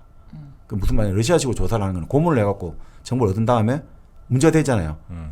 바다에 던져버리면 되지 않느냐. 그걸 허가해달라는 나중에 요청까지 나와요. 근데 이제 위에서 그건 허가할 수 없다라고 나오는데 그 오펜하이머 주변을 둘러싸고 지금 이제 계속해서 이제 공격이 들어오기 시작하는 거죠. 이제. 자 그렇게 하면서 이제 로스 알레모스에서 항상 말했지만 이건 젊은 동네잖아요. 네네. 평균 나이 25세. 과학자들 다 젊은 사람들이고 거기서 이제 아까 말씀드린 진 같은 경우는 뭐 어떤 사람들은 좋다고 해요. 여기는 진짜 플라톤의 공화국이다. 유토피아다. 나이는 젊고 서로 맞는 사람들끼리 이야기를 주고받고 그리고 국가를 위한 뭔가 공익을 위해서 우린 산다. 그러니까 너무너무 완벽한 동네다. 네네네. 예. 사실 서양에서 유토피아는 공학적이거든요. 좀 기계적인 느낌을 줘요. 우리는 유토피아는 물운동을 생각하잖아요. 네. 우리는 뭐 도연명의 물운동에가 물은 절절절 흐르고 바둑 두고 뭐 나무 밑에서 동자가 피리를 불고 이런 거 좋아하잖아요. 서양에서 유토피아는 뭔가 반듯하고 티끌 하나 없고 좀 이런 뭔가 다르구나. 탁탁탁 짜여진 도시적인 계획적인 엘리시움 같은 느낌이구나. 그런 거기서 유토피아는 그렇다고 하죠. 네. 깨끗하고 네. 완벽하게 구획되고 전혀 어떤 외부의 어떤 위협 요소가 개입될 수 없는 그런 것들을 유토피아라고 하는데 그러니까 그런 관점에서 보면 로스 알레모스는 너무너무 좋은 데다 이거죠. 여기가 이제 해발 2,438m 되게 고지대죠. 높네요. 그러니까 그때 거기서 먹으면 알코올이 효과가 배가 된다면서요. 기압이 낮은 데서 먹으면. 그러니까 그러니까 사람들이 막 정말 춤도 추고 노래도 부르고 같이 저녁을 같이 먹으면서 정말 이게 환상적인 공동체 생활을 영위했다라고 하는 거죠. 근데 문제는 결국 남녀가 모여 사니까 이 문제가 오펜하이머 비서가 아주 매력적인 여성이 나와요. 앤이라는 당시에 20세에 불과했는데 오펜하이머 해봤자 나이가 그때 뭐 한 40세 조금 안 됐잖아요. 네. 그러니까 매력을 느꼈겠죠. 그렇지만 앤은 애정을 갖지는 않았다. 그리고 나중에 이 앤의 남편이 오펜하이머를 변호하는 변호사로 아주 활약을 합니다. 근데 어쨌든 앤이 딱 왔는데 앤이 딱 일을 시작하고 나서 사흘마다 한 번씩 자기 책상에 꽃송이 장미꽃이 한 송이 딱 배달되는 거예요. 아 수법이 아주 전형적이네요. 꽃선. 이거 오펜하이머 전매 특허거든 이게. 그래서 이 앤이 물어보는 거야. 아니 누가 나를 짝사랑하나 왜 이 장미꽃을 자꾸 보낼 거 하니까 그런 짓을 할 사람은 한 명밖에 없어. 오피야. 그런데 그 여자는 말도 안 된다. 근데 이런 소문이 나니까 바람 났다라는 이제 소문이 도는 거죠. 앤하고 바람이 났다 하니까 그 키티가 찾아와요. 찾아와서 이게 진짜 그리고 여기는 완전 돌직구를 날려요. 앤한테 했어 안 했어? 뭐 했어 안 했어라고보다 여기서는 너 오펜하이머하고 잘 꼬실 생각 있냐 없냐라고 물었다라고 나와요. 너 우리 남편 꼬실 거야 안 꼬실 거야? 그러니까 앤이 아무 말도 못하고 진짜 깜짝 놀라고 경악하니까 이 여자가 키티가 그 정도는 아닌 것 같다라고 생각했고 몇 년에 앤이 결혼하니까 그때부터 이제 마음을 놓고 두 여자 사이에 깊은 우정이 싹트기 시작했다라고 하죠. 뭐야 그럼 끝이에요? 오피랑은? 네. 그러니까 오피하고는 바람을 안 피웠다라고 이제 본다는 거죠. 바람 안 핀 얘기까지 넣으실 필요는 없어요. 바람 피기만 하셔도 지금 시간이 부족한 것 같은데. 네, 미안합니다. 결국은 오피는 아까 말씀드린 대로 항상 그 상대방 입장에 생각하니까 애는 그런 이야기를 한다는 게 나중에. 그러니까 이게 여성을 잡아끄는 비밀이었다 이거죠. 그러니까 나는 항상 오피하고 있으면 이상하게 이 사람은 내 마음을 딱 읽어주는 느낌이 든다 이거죠. 그래서 그런 이야기도 돌았다. 로스 엘레모스에서 임신한 모든 여자들은 내 심정을 이해할 수 있는 사람은 오펜하이머밖에 없다라고 말하고 돌아다닌다. 그 정도로 마음을 잘 읽어냈다 이런 이야기가 한다는 거죠. 참 뭐 난 사람이네. 일단백 재밌게 듣고 계시죠? 좋아요, 구독하기, 댓글 달기, 후원하기 꾹 눌러주세요. 자 그런데 이제 아까 말씀드린 이제 45년에 결국 이제 원자 폭탄이 떨어지죠. 리틀보이가 떨어지는데 폭격기 조종사가 이제 기록을 하는 게 보면 이렇게 나오죠. 그 조종사 폴 티베츠가 이렇게 묘사를 한 거죠. 거대한 자줏빛 버섯 구름이 13.7km까지 치솟았고 근데 계속 더 올라가고 있다. 부글부글 끓으면서 이 불기둥 구름이 부글부글 끓으면서 진짜 올라가고 있는 거 사람 움직이는 것처럼 올라가는데 더 무시무시한 것은 지상 아래 모습까지 이제 포착을 하는 거죠. 자기들이 보면서. 화염이 도체에서 튀어오르고 있었다. 그 사이사이로 연기 덩어리가 휘몰아치고 새까만 타르가 부글부글 끓어오르는 것 같다. 이 지상이 완전히 땅이 그냥 부글부글 끓어오르는 것 같다는 거죠. 그래서 단테가 우리와 함께 비행기에 타고 있었다면 완전히 공포에 질렸을 것이다. 단테가 신곡 연옥을 구사했잖아요. 자, 불과 몇 분 전에 햇빛 속에 반짝이는 도시가 있었는데 이제는 얼룩만 남아 있다. 이 도시는. 그러면서 다른 조종사는 지옥을 들여다보는 것 같았다. 또 다른 부조종사는 하나님, 우리가 지금 무슨 짓을 한 겁니까? 라고 보는 거죠. 이 불이 올라가는데 불이 12가지 색깔이에요. 색깔 하나하나가 눈이 멀 정도로 환했다는 거죠. 불도 색깔이 이렇게 달라질 줄은 상상을 못했다. 그리고 불덩어리가 꿈틀거리는데 태양보다 더 커져가지고 마치 태양이 지금 하늘에서 땅으로 떨어져가지고 다시 떠오르는 그런 느낌이었다. 태양이 땅에 떨어졌다가 다시 떠오르는 느낌이었다. 그러면서 이 도시 전체를 뒤엎는 화염이 뒤엎고 연기 구름이 뒤엎고 계속 뒤엎고 있는데 우리 비행기에도 계속 굉음이 들리고 요동을 치기 시작했다. 그러면서 이제 이 구름 덩어리가 지금은 더 상승해서 지상 15km까지 올라갔다. 그러니까 연기 구름 기둥이 성천군까지 올라갔다는 거죠. 대기권을 넘어서서. 연기 기둥 색깔이 회백색에서 갈색으로 호박색으로 계속 변해가다가 마지막에는 또 부글부글 끓는 환한 무지개로 합쳐지다가 또 그 꼭대기에서 다시 두퍼석구름이 분출되다가 21km까지 치솟았다. 그러면서 결국 어떻게 됐느냐? 느닷없이 꼭대기 부분에 기둥에서 떨어져 나갔다. 날카로운 면도칼로 삭둑 도려낸 것 같았다. 그리고 또 계속 올라가니까 이제는 나중에 계측이 안 되더라. 26km까지 올라가는 것까지 말고는 계측이 안 되더라. 그러면서 폭탄이 터진 폭심에서는 온도가 섭씨 2982도까지 치솟고 몇 분 1초 만에 사람들이 새까만 숯덩이를 변해버렸다는 거야. 그러면 내장이 증발해버렸다는데요. 이게 무슨 뜻인지 모르겠어요. 내장이 증발해버렸대요. 워낙 뜨거운데. 네, 내장이 증발해버리고 당시에 45년 말까지 수만 명이 적사했고 45년 말까지 14만 명 1950년까지 후유증으로 20만 명이 사망했다. 폭탄 한 발로 20만 명이 사망했고 당시 히로시마 피폭 사상자 중에 여러 이제 미군 포로도 있었다는 거예요. 살아남은. 미군 포로는 그 일부에서 그냥 생존자들이 맞아 죽었다는 거예요. 이 미국 놈들 위에 폭탄을 떨어뜨렸다. 저 미군 포로 바로 그 자리에서 막 집단 구타를 해가지고 죽였다. 이 정도로 되고 뭐 살아남은 사람들은 뭐 아시다시피 일이 나오죠. 이건 완전히 아비규환이 따로 없는 거죠. 뼈에서 살찜이 떨어져 나왔고 뭐 아무것도 안 보이는 사람, 이거 이 얼굴에 온갖 유리가 다 박히더라. 온몸에 유리가 다 박혀버린 거야. 그리고 피부는 다 화상을 입어버려갖고 얼굴 다 타버리고, 그리고 뭐 화염이 피해다가 달려오다가 맞고 온갖 뭐 그냥 한마디로 막 인간의 지옥도가 연출됐다 이렇게 보시면 되죠. 뭐 여기 사진 보시면 끔찍한데. 네. 아. 네. 그러면서 결국 어떻게 됐냐? 성문들은 비행 내내 돌아오면서 아무 말이 없었다는 거죠. 이거 자기 엄마 이름을 괜히 붙였다. 이거 자기 폭격기 이름에 엄마 이름 에놀라 게이를 붙였는데 후회했다 이거지. 왜 우리 엄마 이름을 내가 이 폭격기 이런 식으로 붙여가지고 했을까? 그러니까 그들도 뭐 어마어마한 폭탄인지는 알았지만 이 정도일 것까지는 몰랐다. 네. 직접 겪어본 거랑 또 상상한 거랑 다르긴 할 테니까. 근데 트루먼은 이 보고를 받고 역사적인 일하면서 펄쩍펄쩍 뛰었다고 하죠. 좋아가지고. 아이고.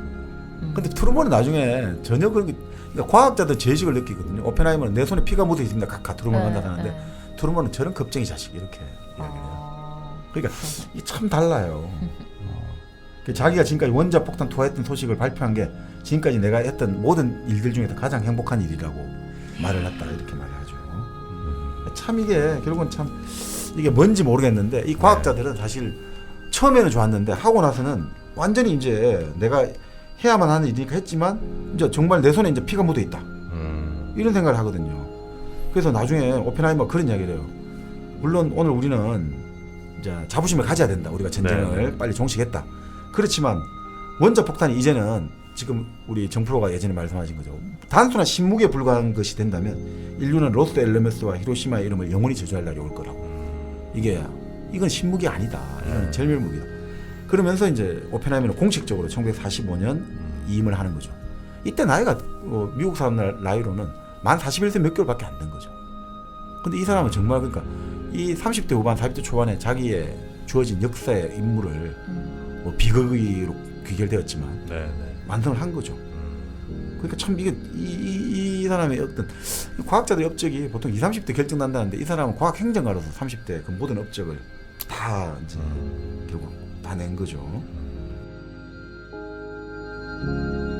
야, 근데 이제 그 전쟁이 끝났지 않습니까? 그러니까 오펜하이머도 물론 이제 더 높은 관직에 봉직되고 미국을 위해서 그럼 정말 아인슈타인 이후로 가장 대중적으로 알려진 과학자가 되는 거예요. 영웅이 된 거죠. 그런데 이제 미국이 45년 전쟁에서 이겼지만 지금까지는 같은 동맹국이었던 소련과 이제 척을 지기 시작하는 거죠. 네. 그 미국 사람들이 어떻게 되느냐? 이 빨간 게 다 진짜 전 유럽을 석권하고 전 세계를 석권할 것 같다. 그 처칠이 철의 장막 이런 이야기 했지 않습니까? 그러면서 어떻게 되느냐? 당시 소련 모스크바 대사관에서 오래 근무했던 미국의 조지 캐넌이라는 사람이 포린 어페어스 잡지에 X라는 필명으로 기고를 하죠. 네. 그래서 어떤 정책을 가야 되느냐? 봉쇄를 하자. 컨테인먼트 팔러시. 소련을 봉쇄를 해야 된다. 이런 걸 발표하면서 이제 본격적으로 냉전 경쟁이 심화되는 거죠. 네. 그러면 어떻게 되느냐? 트루먼 입장에서는 지금까지 보통 미국은 있잖아요. 전쟁하고 나면 군인을 대폭 줄여버리거든요. 1000만 가까이 있다가 한 100만 이내로 확 줄여버리는데 이 47년에 이제 트루먼 독트린 해가지고 이제 미국은 자유세계 전사가 되겠다 하는 순간부터 소련을 막아야 된다 하는 순간부터 이제 군비를 증강하는 정책으로 바뀌기 시작하는 거죠. 자, 그러면서 이 사람들은 군비 증강을 하려면 뭔가 설득력이 있어야 되잖아요. 그러니까 이 공산주의자들이 미국을 적화시키려고 한다. 우리 미국에 지금 공산주의자가 많다. 왜냐하면 소련이 이제 두려워지기 시작하니까 그런 것들이 만들어지기 시작하는 거죠. 그러면서 이제 어떻게 하느냐? 트루먼 정부에서 시작되는 거예요. 모든 연방 정부 공무원에 대해서 충성도 애국심 검사를 해라는 거예요. 어떻게? 그러니까 이게 참 신기한 거죠. 이 애국심의 근거를 어떻게 되겠습니까? 그런데 조금만 잘못해도 불충이 될 수 있는 거죠. 그러니까 예를 들어 성적 지향이 약간 동성애다. 너는 불충한 비애국자야. 날라가 버리고. 또 약간 비판적이다. 우리 국가가 이래 가면 안 된다. 이 비애국자야. 날라가 버리고. 또 인종 문제. 흑인들하고 평등해야죠. 이거 국가 이렇게 돼버릴 수 있는 거죠. 자, 그러니까 이런 식으로 이제 이 분위기가 되고 결국 뭐가 이루어졌느냐? 바로 최고의 활약하는 게 FBI죠. 에드 후버 국장이 그런 이야기를 하는 거죠. 미국의 게슈타포가 되어버린 거죠. 이제 뒷조사를 다 하기 시작하는 거죠. 모든 경찰과 공무원들. 왜? 빨갱이가 지금 우리 미국 사회를 위협하니까 누가 누군지 모르니까 우리는 다 조사를 할 권리가 있어. 어마어마한 힘을 가지게 되는 거죠. 그러니까 정부가 계속해서 이제 이렇게 하면서 충성도 심사위원회를 만들고 미국 이제 행정부가 하면 의회가 견제를 해야 되잖아요. 충성도 심사위원회라는 게 있었어요? 만들었어요. 1947년. 충성도 심사위원회? 네. 그래서 바로 공무원들을 바로 해직시켜버리는 거예요. 적시 300명 가까운 공무원을 해직하고 총 하여튼 한 몇천 명을 해직시켜 버려요. 아. 이게 근데 의회가 견제를 해야 되잖아요. 미국 하원도 반미활동 조상위원회를 만들어요. 그래서 바로 그 유명한 세력이 할리우드에 침투한 공산주의부터 잡아내자. 그래서 바로 그 위원회 와가지고 난 동료 너 말해봐. 너 누구 만났어? 나는 증언할 수 없습니다. 너는 그러면 청문회법을 못 오겠기 때문에 징역 1년에 치러줘. 그래서 그때 감방에 갔던 사람이 바로 할리우드 10이라고 부르죠. 할리우드 유명한 감독, 여행가? 시나리오 작가도 가버렸잖아요. 본래 우리가 그 했던 브레이트 있지 않습니까? 네. 베르톨트 브레이트. 브레이트도 네. 그 당시 할리우드에서 극작가 하고 있었는데 네. 야기는 공산당은 아니라고 딱 하고 독일로 도망쳤죠. 이 벌써 미국 사회가 나치 사회가 비슷하게 돼버렸다 이거죠. 이게 뭐냐 이거죠. 공개적으로 전향 그 신앙 간정을 해야 되는 거예요. 저는 빨갱이 너무너무 싫어하고 자 그러면 너 빨갱이 싫어하는데 그러면 너의 그 용기를 보여줘. 애국심을 보여줘. 뭐 어떻게 보여줘야 됩니까? 너 동료 이름을 대. 이런 거예요. 그래서 그때 거기서 바로 영원하게 이제 오명을 남긴 사람이 엘리아 카젠 감독. 거기서 다 풀어버렸잖아요. 풀었다는 게 그냥 별별 사람 이름을 다 말해버린 거예요. 아니, 실제로 그게 아닌데도 그냥 하여튼 만나서 우리가 이런 이야기를 했다. 그러니까 그때 비판 이야기하면 다 빨갱이 되는 분위기였단 말이죠. 그 말을 하는 순간 그 사람들은 완전히 비애국자가 돼버렸잖아요. 그러니까 그 엘리아 카잔이 그래서 그 언제입니까? 한 몇 년 전에 오래전에 영화에서 특별 공로상을 받았는데 네. 엘리아 카잔을 소개합니다 하는데 그 배우 중에 반도 뭡니까? 거의 4분의 3이 안 일어나잖아요. 경의를 표하지 않잖아요. 저런 사기꾼한테 저런 밀고자한테 왜 우리가 근데 상을 어떻게 받았지? 어? 상을 왜 줬지 그런 사람한테? 엘리아 카잔이 영화는 영화적으로 잘 만들었죠. 그래요? 네, 너무 커서. 네. 그랬죠. 그러니까 그때 아주 비판적인 사람들은 그 바로 그때가 그 사건이에요. 할리우드 때. 그 만든 영화가 여러분들 달튼 트럼보 영화 보시면 아주 자세히 나오죠. 그래서 그 트럼보라는 작가가 결국 그 깜빵생활 1년 하고 다 쫓겨나 버리잖아요. 거기서 블랙리스트가 나온 거예요. 바로 이 사태 때. 할리우드 영화 제작자 이 사람들은 절대 쓰지 마라. 그거 오른 사람들은 일거리가 없으니까 네네. 이혼 당하고 암에 걸려 죽고 정말 너무너무 힘들게 살게 된 거죠. 그래서 트럼보 같은 사람도 정말 천재적인 작가인데 작업을 안 주잖아요. 그래서 자기 이름 말고 가명으로서가 만든 작품이 로마의 휴일. 그리고 바로 그 스파르타쿠스는 결국 이제 그 이름이 나게 됐죠 나중에. 네네. 그 스파르타쿠스에서 결국 그 지금 마이클 더글라스의 아버지 크크 더글라스가 아니 이 사람을 왜 안 내냐고 이름 써야 된다고 그렇게 해가지고 당시 대통령이 딱 보고 나서 케네디였죠 보고 나서 이 좋은 영화다. 그래서 복권이 된 거예요. 그 동안에 이 사람이 너무너무 힘들게 한 거죠. 자기 이름으로 그 할리우드 오스카상을 2번이나 다른 사람들이 받은 거예요. 지금 말한 로마의 휴일하고 네. 그 브레이브 원인가요? 그 황소와 소년의 우정을 다. 그러니까 이 진짜 그런 웃지 못할 일들이 많았던 거죠. 네. 네. 미국도 이제 진짜 심했네요. 그 무슨 사상 검증 뭐 이런 게 네네. 우리나라만 심한 줄 알았더니. 그러니까 그때 당시에 이제 이 활동했던 결국 나중에 대통령이 되는 사람이 로널드 레이건이죠. 할리우드의 우파의 기수가 됐죠. 그때쯤 배우였어요. 네, 배우인데 사실 배우보다 이 사람도 그 당시 잘 나가는 배우는 아니었죠. 그러니까 배우 조합장 역할을 하면서 네. 잘 나갔고 그 로버트 테일러라든지 게리 쿠퍼, 월트 디즈니 이런 사람들이 비슷한 의견을 정언을 했죠. 근데 사실은 다른 할리우드 스타들은 비판을 많이 했죠. 그 유명한 사람들이 바로 험프리 보가트 그리고 험프리 보가트의 부인 로렌 바콜 이런 사람들 이 부부가 그랬고 그레고리 팩, 그래. 진 켈리 그리고 프랭크 시나트라, 버트 랭카스트, 오손 웰스 그리고 캐슬린 헵번, 헨리 폰다 이런 사람들은 이거 이런 거는 미국 사회가 아니다라고 했지만 할리우드에는 전원 의회 모독 혐의로 무조건 징역 받아버린 거죠. 그러니까 이런 식으로 지금 미국 사회가 이게 이상하게 돼버리고 한 거죠. 이런 식으로 지금 분위기가 마녀사냥 분위기가 됐고 그 다음에 더 아시는 분이 바로 여러분 이제 1950년 네. 그 1월달에 그 유명한 사람이 나오지 않습니까? 미국 위스콘신 출신의 국회의원이 나오잖아요. 그 메카시? 바로 그 메카시가 조지프 메카시가 어마어마하게 이제 공격을 시작하는 거죠. 50년 2월부터 시작했어요. 그러니까 요 운동은 47년부터 미국 사회가 좀 이래갖고 50년에 이제 조지프 메카시가 메카시즘을 했는데 그냥 흔들었잖아요. 자기가 첫날에는 뭐 내가 지금 갖고 있는 게 뭔지 압니까? 지금 이 미국 국무부 안에 빨갱이 명단 205명을 갖고 있습니다. 막 흔들어가 난리가 났거든요. 그런데 다음 날에는 205명은 제가 좀 수정하겠습니다. 57명입니다. 한 번도 안 밝혔어요. 근데 51명도. 근데 어떻든 그러면서 다 쫓아내기 시작하는 거예요. 이 사람. 그러면서 이제 이 메카시가 그 정말 뭐 어마어마한 역할을 하는 거죠. 그래서 이 사람이 겁을 주는 거죠. 지금 우리 예전에 그런 이야기 있었지 않습니까? 예전에 그 박홍 총장이 서강 총장이 남한에 주사파가 몇만 명 있다고 했지 않습니까?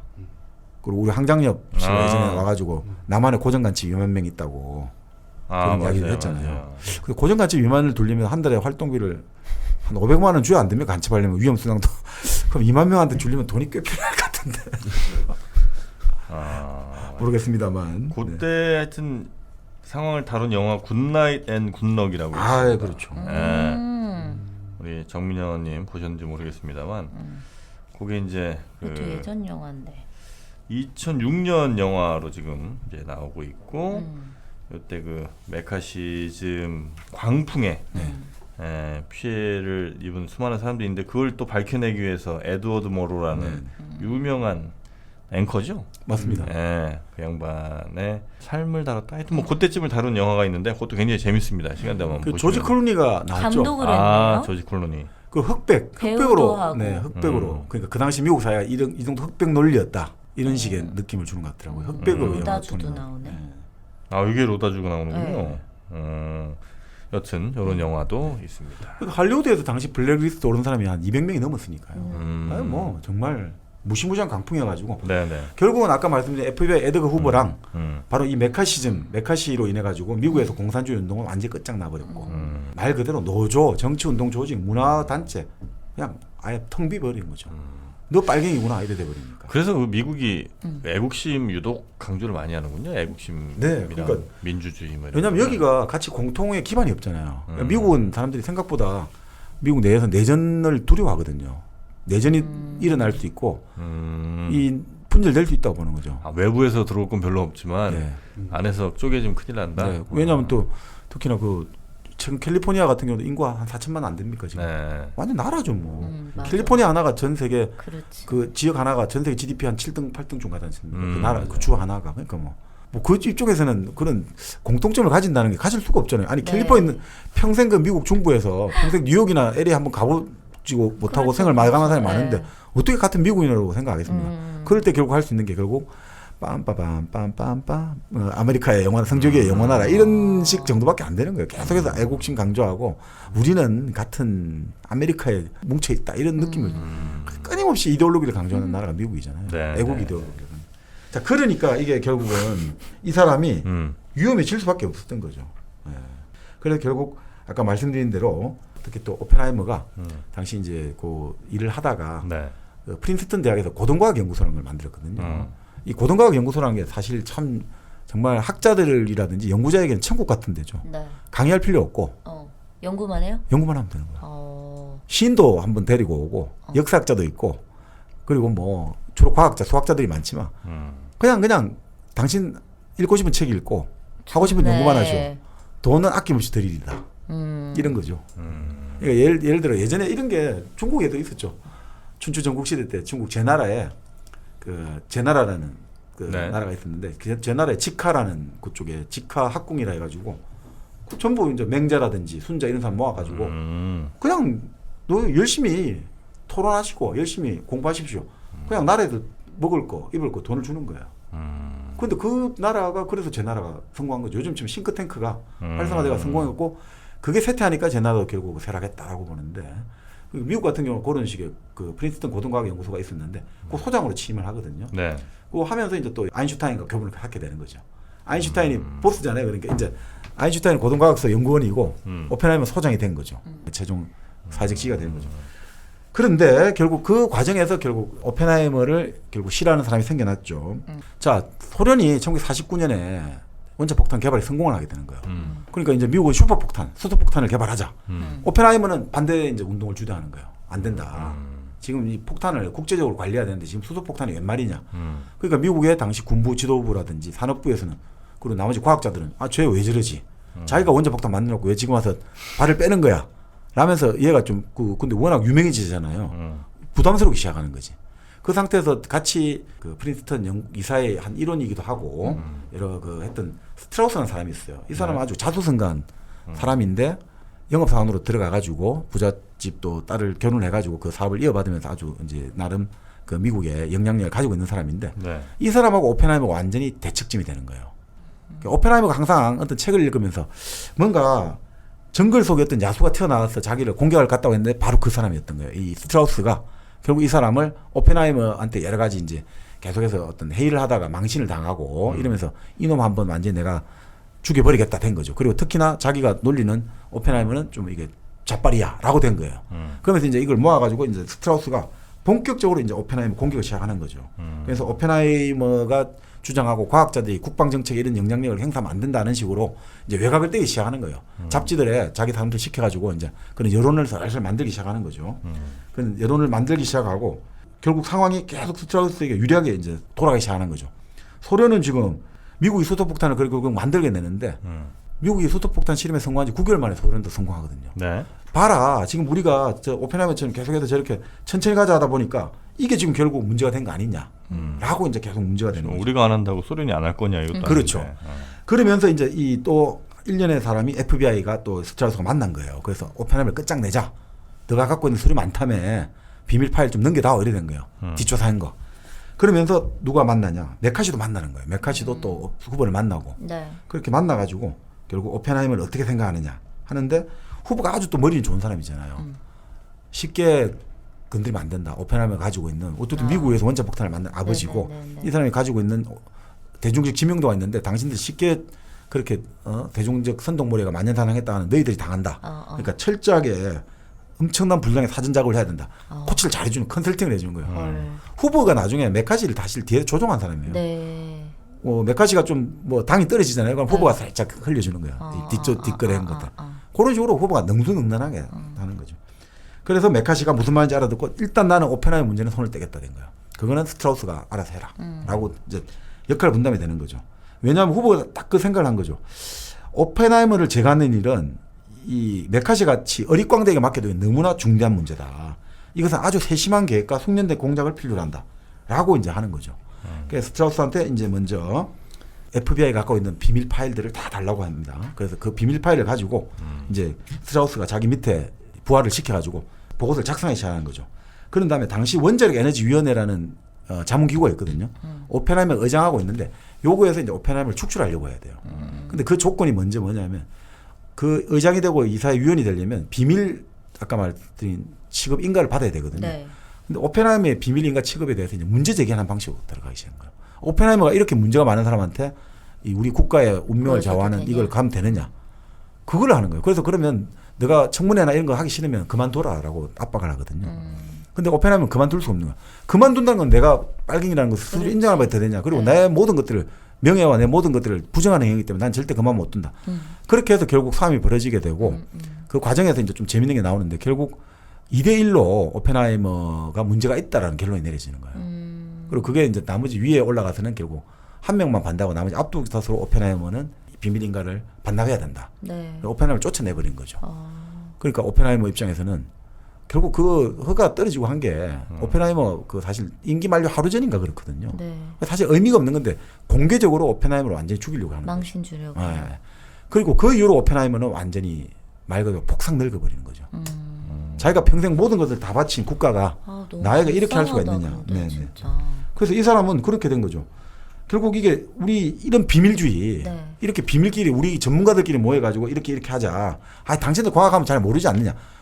이런 게 되게 위험하다는 거죠. 그러니까 끊임없이 오펜하이머가 주장했던 거는 소통하려고 했단 말이에요. 계속해서 대중적인 소통하고 쉽게 알아듣게 설명하고 당신은 말해봤자 모르니까 이렇게 하는 순간 이게 이 과학이 사회 통제를 받지 않는 순간 어떤 괴물을 만들어낼지 모른다 했기 때문에 그 오펜하이머가 그래서 계속 열린 사회를 만들어야 된다. 비밀주의는 절대 안 된다. 정보기관들이 가지는 게 비밀주의잖아요. 이런 것들을 계속 했는데 결국 그것들이 결국 깨지게 되는 거죠. 그래서 결국 1953년 10월 중순에 오펜하이머를 기소하는 그 기소장 파일을 만들고 후보 쪽에 다 보내는 거예요. 그러니까 이게 결국 기록이 다 나오는데 그러니까 FBI와 스트라우스와 이 모든 인간들이 그냥 서로 짜는 거예요. 그리고 나중에 그 청문회 열릴 때 그 청문회 검사 역할을 하는 사람이 실제 판사 역할까지 같이 다 해요. 정인들 자기들이 미리 사전에 짜고 전부 다 내일 정언할 걸 다 연습을 미리 시키고. 그러니까 이게 사실 지금 법적으로 보고 있으면 말이 안 되는 완전히 이거는 무슨 원님 재판도 아니고. 근데 그때 오펜하이머도 여러 가지 당시에 분위기가 이러니까 맞서지를 못하는 거죠. 그 당시 분위기가. 그래서 결국 오펜하이머가 그런 흑색선진의 희생자가 되고 그 당시 동료들도 결국 등을 돌리는 정언도 하게 되고. 그러니까 그런 또 충격을 받게 되는 거죠. 같이 한솥밥을 먹었던 동료가. 근데 오펜하이머가 나는 정말 그 사람이 애국자고 존경하는데 약간 문제는 있었다고 생각한다. 이런 식의 정언이 나오면서 그런 것들을 나중에 많이 겪게 되는 거죠. 그러니까 54년에 뉴욕타임스가 일면 머리 기사로 실리는 거예요. 오펜하이머 박사 원자력 에너지 보안 청문회 해부. 오펜하이머는 혐의를 부인. 청문회는 이미 시작. 핵 전문가의 비밀 데이터 접근 통제. 공산당 연기 혐의. 이걸로 내가 난리가 나는 거죠. 이런 식으로. 그러니까 당시 보수 평론가들 너무 좋아하고 봐라 간첩들이 전부 다 있지 않냐.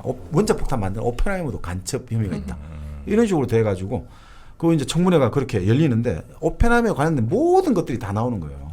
그 여자 문제 이런 거. 그러니까 이게 왜 해야 되느냐? 그 여자 문제를 집요하게 이제 도덕적인 약점식으로 공개하는 거죠. 그러니까 이 오펜하이머 믿을 만한 사람이 아니지 않느냐? 여자 관계 이렇게 복잡한 사람이야.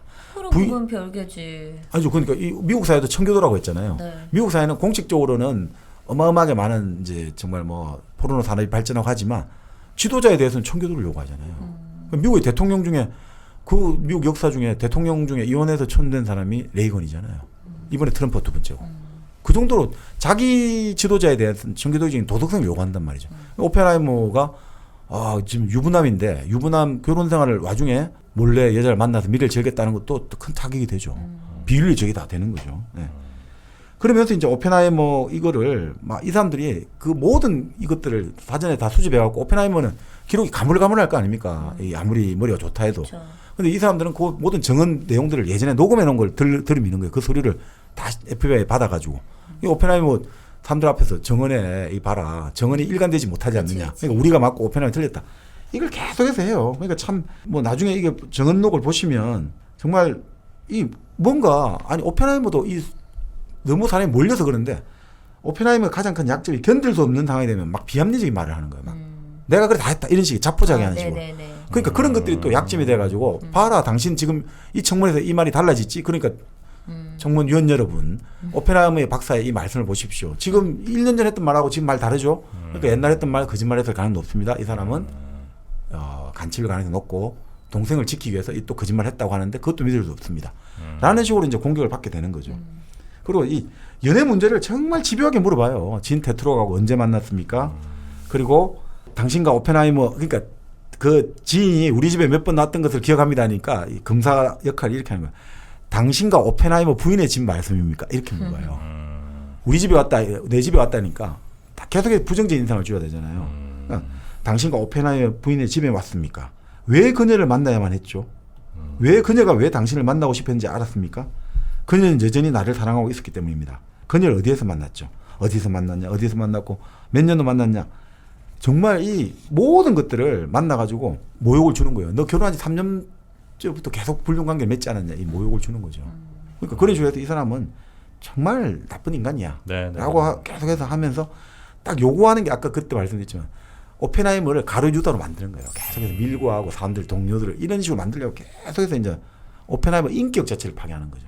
이게 가장 사실은 그거죠. 그리고 이 비밀 청문회장에서 일어난 일들이 이건 절대 보고되면 안 되는데 그 스트라우스라는 자기 적수에게 다 보고되고 있네. 매일매일 코치가 되고 있고 이런 것들이 나중에 나오는 거죠. 네. 뭐 간단합니다. 자문 받기 싫으면 미국 정부가 자문을 안 받으면 되는데 왜 비밀 취급인가를 취소하고 이런 쓸데없는 절차를 거치냐 이거죠. 그냥 자문 여기서 해임하면 되는데 오펜하이머 스스로가 이걸 해라 이거죠. 그걸 증명을 하든지 아니면 너가 이 계속해서 그러니까 오펜하이머를 정말 교묘하게 사람을 이 미국 사회는 몰고 간 거죠. 그러니까 사람들이 나중에 그런 이야기를 해요. 오펜하이머가 도대체 얼마나 우리 조국을 위해서 큰 일을 했냐. 우리는 원자폭탄을 갖게 되었다. 그것 말고 도대체 우리는 뭘 원한단 말입니까? 오펜하이머에게 인허를 만들어 달라고 할 겁니까? 그런데 그런 업적을 이룬 결과 고작 이런 청문회에 지금 끌려 나온 것이라니 참으로 이건 잘못된 것입니다. 그 이제 친구들이 그렇게 막 증언을 해줘요. 아인슈타인도 이게 편지를 써주기도 하는데 그 아인슈타인이 그런 이야기하죠.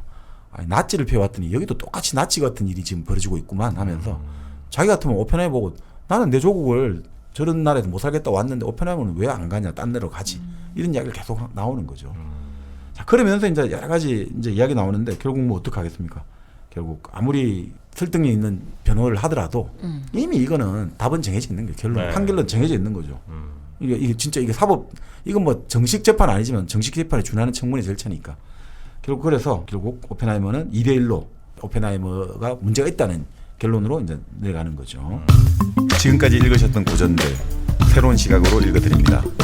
근데 결국 이렇게 해서 오펜하이머에게 결국 나쁜 정을 했던 미국 수소폭탄의 아버지 에드워드 텔러 같은 경우는 그 다음에 나중에 완전히 대가를 치르게 되는 거예요.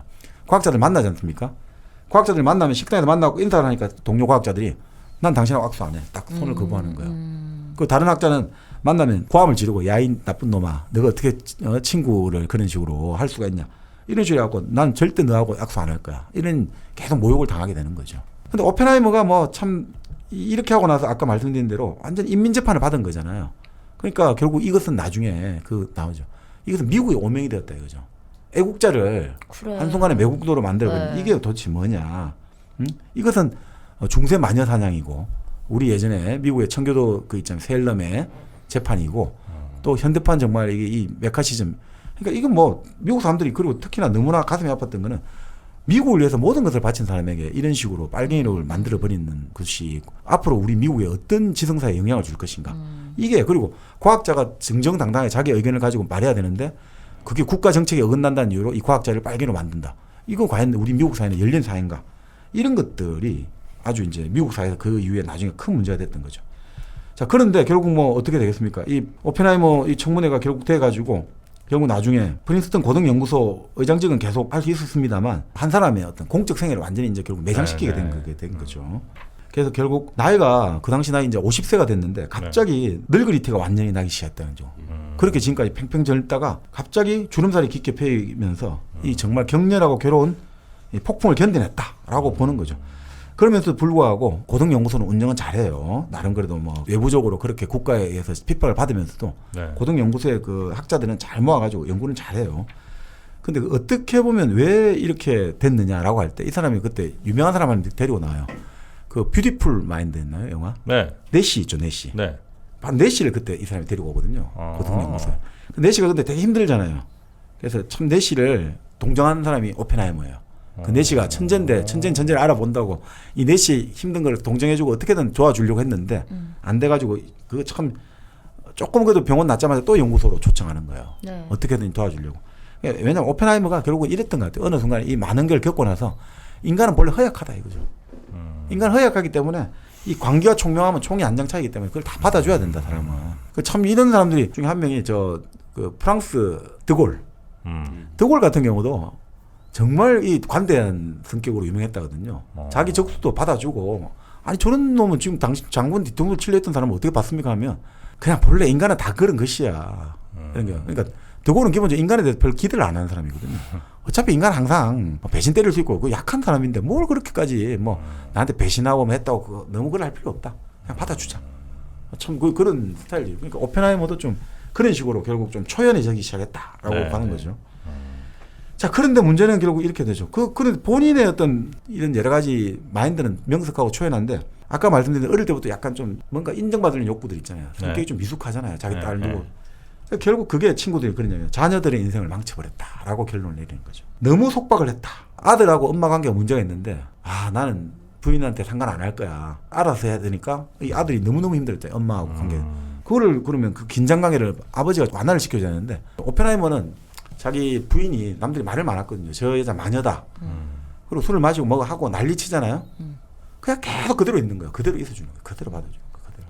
아무 말도 안 해요. 그냥 방관하는 건가? 방관도 아니고 그냥 받아주는 거예요. 왜냐하면 이게 우리 집사람이다 이거죠. 아. 이게 이 사람인데 이 사람을 내가 고친다 생각 안 하는 거예요. 네. 그러니까 사람들이 어찌 보면 성자 같은데 문제는 그러니까 아이들에 대해서는 이 엄마가 술을 맨날 먹고 큰아들에 대해서 냉정하고 이런데 신경 안 쓰는 거예요. 신경 안 쓰는데 뭐 아들한테 신경 쓰면 그 엄마하고 싸움이 되니까 그게 이제 결국은 좀 그런 이야기도 많이 하는 거죠. 그래서 결국 어떻게 되냐. 뉴욕에서 마음이 떠난 오펜하이머는 이제 버진 제도, 미국의 그 카리브해 버진 제도에 그 작은 섬에서부터 이제 1년에 몇 달씩 살기 시작하는 거예요. 정말 세속에 네. 몸과 마음이 지치니까 여기 가서 그리고 가서 몇 달씩 살면서 맨날 술만 먹는 거예요. 맨날 술 먹고 맨날 막 편하게 허구한 날 이제 술을 먹고 뭐 살았다. 동네 사람들하고 이래 술 먹고 살았다는데 결국 아이들도 뭐 근데 뭐 대전에 사니까 좋았는데 매일 술을 마시고 그러니까 둘 다 취미가 뭐냐면 침대에서 술 마시고 담배 피는 걸 즐겼다. 그래서 이 처음에 하숙 비슷하게 준 부부가 있었는데 밤마다 술 마시려고 냉장고 열고 얼음 달그락 들리는 소리 때문에 도저히 당신들하고 못 살겠다고 나가라고. 그러니까 싸움이 나고 이렇게 했다 이런 이야기 하죠. 결국 이렇게 막 그냥 이제 완전히 자연과 동떨어져 살면서 갈수록 늙어져 간 거죠. 고등연구소장 뭐 그거는 막 적은 걸어놓고 이렇게 섬에서 살다가 60년대 초에 이제 민주당이 백악관을 다시 점령하잖아요. 계속 공화당이. 네네네. 1952년부터 1960년까지 공화당 정권을 하다가 60년에 케네디가 들어오잖아요. 네. 그러면서 이제 오펜하이머를 다시 재평가하기 시작하는 거죠. 이 케네디가 데리고 오려고 했어요, 정부로. 네. 그때 해봤자 나이도 얼마 안 되잖아요. 56세밖에 안 되니까. 근데 공화당원들이 반대가 있지만 어쨌든 데리고 올려요. 그래서 만찬에도 초대하고. 자, 그러면서 케네디가 복권을 하려고 했는데 63년에 케네디가 암살당하잖아요. 암살당하잖아요. 결국 그래서 오펜하이머는 그 암살 소식을 듣고 술이나 한잔 하자고 술 한잔 먹고 모든 일이 산산조각 나는 것은 시간 문제고 정말 루스벨트의 죽은 만큼 큰 충격이었다. 이 대통령, 젊은 대통령이 죽었다는 것도. 그래도 복권은 됩니다. 그 케네디 대통령 다음에 존슨이잖아요. 네. 존슨이 페레미상 시상식을 하는 거죠. 그래서 이제 사실상 이제 우리의 애국자죠. 애국자가 이런 업적을 남긴 것들을 기념하고 이렇게 하면서 이제 하는 거죠. 자, 그때 이제 여러 가지 사진을 보면 그 자기를 그때 배신했다거나 좀 나쁜 정을 했던, 불리한 정을 했던 다른 과학자들도 그 자리에 참석했는데 오펜하이머는 웃어요. 웃고 있는데 웃으면서 악수를 나눴는데 부인은 딱 그 굳은 얼굴을 풀지를 못해요. 저놈이 우리 남편을 그렇게 뒤에서 등에 칼을 꽂아놓고 저놈이 지금 뻔뻔하게 지금 여기 또 축하하러 왔네? 뭐 그런 느낌이 있는 것 같아요. 자, 결국 그 평가는 어긋나지만 어쨌든 정권이 바뀌면서 나름 이제 호평가를 받기 시작했죠. 네, 또 말년에 그리 행복하지는 않은 것 같은데 네. 일찍 돌아가셨죠, 그분이? 그렇죠. 결국 이제 67년이죠. 그러니까 63세. 네. 그때 이제 나름 복권은 되고 이제 그 메카시즘 강풍이 사라졌지 않습니까? 네. 그렇다고 나름- 메인에 막 진출하지는 않고. 그건 이미 그 나왔죠. 네네. 그러니까 아까 말씀드렸듯이 이미 한번 너무 큰 시련을 겪고 나서 사람이 네네. 이게 다시 복원하기가 쉽지가 않은 것 같아요. 그래서 결국 어떻게 됐느냐. 그리고 본인도 이제 여러 가지 그 청문회 과정에서 자기도 예전에 그 사회주의 성향의 친구들을 배신하는 말들을 많이 했다는 그 죄책감도 가지고 있으니까 네네. 그게 더 힘든 것 같아요. 제가 보기에는. 내가 이 애국심을 증명하기 위해서 그 옛날에 그래도 친하게 지냈던 친구들에 관해서 아니라는 걸 아니라는 증명해야 말을 해야 되니까. 되니까. 그러니까 그게 또 역설적으로 사실 청문회가 무서운 게 마녀사냥이라는 게 무서운 게 있잖아요. 인민재판이. 그 자리에서 공개적으로 그거를 맞아. 너가 밀고 해라고 압박을 하는 거잖아요. 그래서 이중적으로 죽인다는 거죠. 이중적으로. 네네네. 단순하게 사람을 고발하는 것도 있지만 이 자기 자신의 인격을 이중적으로 죽이는 거죠. 자, 그러니까 그런 것들이 결국 이 사람의 여러 가지 어떤 그걸 한순간에 무너뜨린 거 아닌가 싶어요. 그래도 결국은 67년이죠. 이제 64세. 그때 이제 약간씩 느껴지는 거죠. 뭔가 내가 요즘 귀도 잘 안 들리고 말하기도 힘들다. 뭔가 약간 내 몸에 자꾸 이상이 온다. 후담을 걸려가지고 화학요법을 계속 권하는데도 친구들이 좀 병원을 다녀봐라. 근데 별로 그렇게 신경을 쓰지 않죠. 적당한 정도로만 남들 하는 정도만 하고 그 생에 대한 의지를 놓아버린 거죠. 아무도 지켜본 사람이 없었어요. 어떤 친구가 한번 가봤는데 정말 안 좋아요. 이제 말 제대로 하겠냐? 아니다. 조금 더 이야기하자. 그래서 다음날 다시 왔다는 거예요. 다음날 왔는데 초인종 두드려도 대답이 없어 가려고 하는데 마지막 누르더라 이거죠. 그러더니 다음날 잠을 자다가 세상을 떠났다는 거죠. 잠을 자다가 혹시 예를 들면 그 방사능 물질에 좀 피폭돼서 후유증 있는 거 아니야? 그럴 수도 있겠다. 뭐 예전에 그런 이야기를 했었죠. 예전에 존 웨인 영화 있지 않습니까? 네. 그 영화를 서부 영화를 촬영했는데 그 뉴멕시코나 그쪽에 원자 폭탄 실험을 했던 데서 촬영했다가 나중에 그 영화 스태프과 배우들이 대부분 한 10년 지나서 전부 다 암 발병을 해가지고 죽었다. 그때 그 방사선 노출 그런 이야기는 있었죠.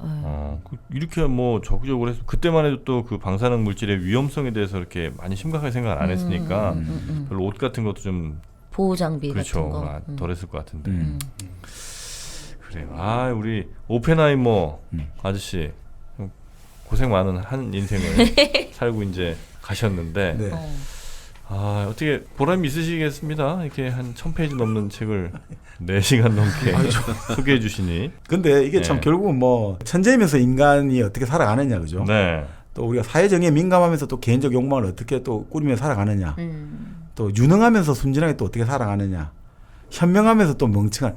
참 이 모순되는 게 인간이 아닌가. 네. 그러니까 결국 우리가 뭐 메카시즘이라든지 그리고 오펜하이머 청문회라든지 그리고 원자 폭탄 개발 과정 이거는 뭐 아주 역사적으로 재밌는 에피소드가 많습니다만 근본적으로 그걸 가능하게 만든 게 사람이잖아요. 네. 정말 구슬들이 많은데 이 구슬들을 꿰는 사람이 오펜하이머거든요. 그래서 목걸이를 만든 사람이 오펜하이머란 말이죠.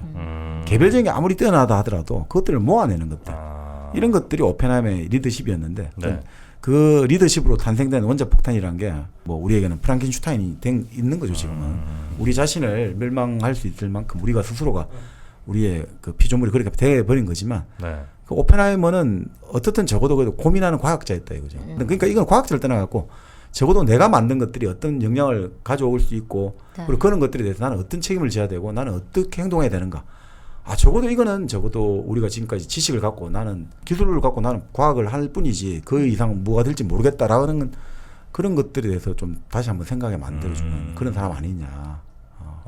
뭐 요즘에도 많은 생명공학자나 뭐 과학자들이 비윤리적으로 보이는 일들을 많이 하죠. 그러면서 이건 뭐 과학기술인 거고 그 정책 결정하는 거야 뭐 의원들이 하는 거고 뭐 이렇게 생각하시는 분들도 있는데 오펜하이머는 그러진 않았다. 네, 그리고 당시에 그리고 이제 재미있는 게 조금 더 이 책에도 나오지만 네. 그 미국에서 이제 핵실험을 했지 않습니까? 그리고 핵무기 폭탄을 투하를 했잖아요. 네. 히로시마에 한 방에 돼갖고 수만 명이 적사했고 어마어마한 참상이 벌어졌잖아요. 그 당시에 그 미국의 국방 책임자들이 그런 이야기를 했다는 거예요. 이런 일이 벌어졌음에도 불구하고 미국에서 단 한 건의 시위, 데몬스트레이션이 일어나지 않는 것이 너무나 이상하다라고 했거든요. 반전운동이라든지 반전이다 아니면 최소한 반핵 시위는 일어나야 되는데 오히려 좀 더 박수를 친다는 이 미국 사회가 너무 무섭다라고 그 당시에도 그런 이야기를 해요. 그러니까 우리가 지금 핵과 관련해 가지고 좀 뭐 여러 가지 이야기 많습니다만 사실 핵 문제라는 거는 국제적 통제하에 어떻게든 들어가야 되는 것인데 그리고 근데 사실 그리고 핵을 가지고 있으면 당연히 국제 제재를 받죠. 네, 네. 근데 그것도 사실은 꼭 절대적인 게 아니에요. 이스라엘 같은 경우는 미국의 승인을 갖고 있으니 핵을 아무리 가지고 있어도 얼마든지 자기들 경제활동에 아무런 지장이 없죠. 사실은. 그리고 인도, 파키스탄도 미국의 중국을 견제하기 위해서는 또 인도의 핵과 이런 걸 눈 감아 주잖아요. 테러와의 전쟁할 때는 파키스탄을 눈 감아주고 파키스탄이 북한하고 핵과 미사일을 서로 교환했다고 그때 미국에서 제재하겠다고 난리칠 때는 언제고 또 파키스탄은 우리 동지. 이 국제사회의 역학관계는 끊임없이 바뀌기 때문에 사실 핵과 관련해서도 이것이 정답이다라고 볼 수는 없어요. 근데 사실 중요한 것은 핵은 절밀무기라는 건 사실이기 때문에 이것은 어떻게든 간에 국제적 통제로 가야 되고 이것은 반드시 없어져야 되는 것은 맞다. 네네. 이것은 부인할 수 없는 사실 아닌가. 우리가 힘들지만 가야 될 길이다. 그런 의미에서 비핵화라는 것은 한반도 비핵화가 세계로 가는 비핵화의 가장 중요한 단추기 때문에 뭐 이게 결국은 첫 열쇠라고 생각해요. 첫 계단이에요. 네. 알겠습니다. 우리 비핵화 어떻게 이제는 좀 돌아섰습니까, 정민현님? 네, 이제 핵 만들면 안 돼. 절대 핵 안 만들 거고. 정민현 설득하는데 4시간 걸렸네. 처음에 시작할 때만 해도 우리도 핵무기 가져야 된다고 그렇게 얘기를 하더니. 그리고 오펜하이머라는 인물이 정말 어떤 삶을 살았는지에 대해서 확실히 오늘 알았어요. 이거는 내가 안 까먹을 것 같아. 이 오펜하이머라는 사람은. 근데 저는 사실 뭐 여기서 보면 개인과 사회가 충돌을 항상 하잖아요. 네. 근데 우리가 소설 보면 그런 거 많은데 그 오펜하이머 보면서 이 소설보다 더 극적이다는 게 아니 이건 미국의 전쟁 상황에서 최고의 애국은 사실은 전쟁에서 이기게 만들어준 거죠. 그 자기가 원자폭탄을 만들어가 진짜 네. 미국의 최종 무기를 지어준 우리로 치면 뭐 북한식으로 말하면 국가 영웅 1호지 않습니까? 그런데도 그렇죠. 불구하고 자기들한테 약간의 또 그 방향에 약간 어긋난다 싶으면 하루아침에 국가 반역자를 만들어가지고 모든 것들을 다 박탈해버리는 야 이런 면에서 보면 이 현대사회라는 게 네, 국가의 힘이 너무 무소불위로만큼 세졌다. 국가 권력이라는 게 한 개인의 아무리 천재적이고 아무리 애국자를 하더라도 언제든지 이 개인을 파괴할 만큼 힘이 세져가지고 이런 점에서 사실 그 자유주의 성향의 모든 사람들에게 오펜하이머가 상징하는 것은 이런 것들이 항상 하나의 우리에게 반면교사를 대해준다는 거죠. 네, 국가라는 것들이 언제든지 개인의 삶을 파괴할 수 있다는 것들 이런 걸 항상 우리는 조심하고 주의해야 된다. 그러니까 국가에 너무 헌신할 필요가 없어. 어차피 지들 필요하면 다 써먹으면 끝나. 그리고 버리고. 그러네요. 그래서 토사구팽이 생각납니다. 자, 저희 긴 시간에 걸쳐서 네. 아메리칸 프로메테우스라는 오펜하이머란 정말 불세출의 과학자의 평전 저희가 한번 평전은 처음으로 저희가 한번 다뤄본 것 같고요. 다음 시간에 조금 가볍게 한번 좀 가볼까 하는 생각이 살짝 드네요. 자, 그럼 저희는 다음 시간에 아주 재밌는 책으로 돌아오도록 하겠습니다. 그리고 조만간 영화로도 한번 찾아뵐 것 같습니다. 함께해 주신 여러분 고맙습니다. 고맙습니다.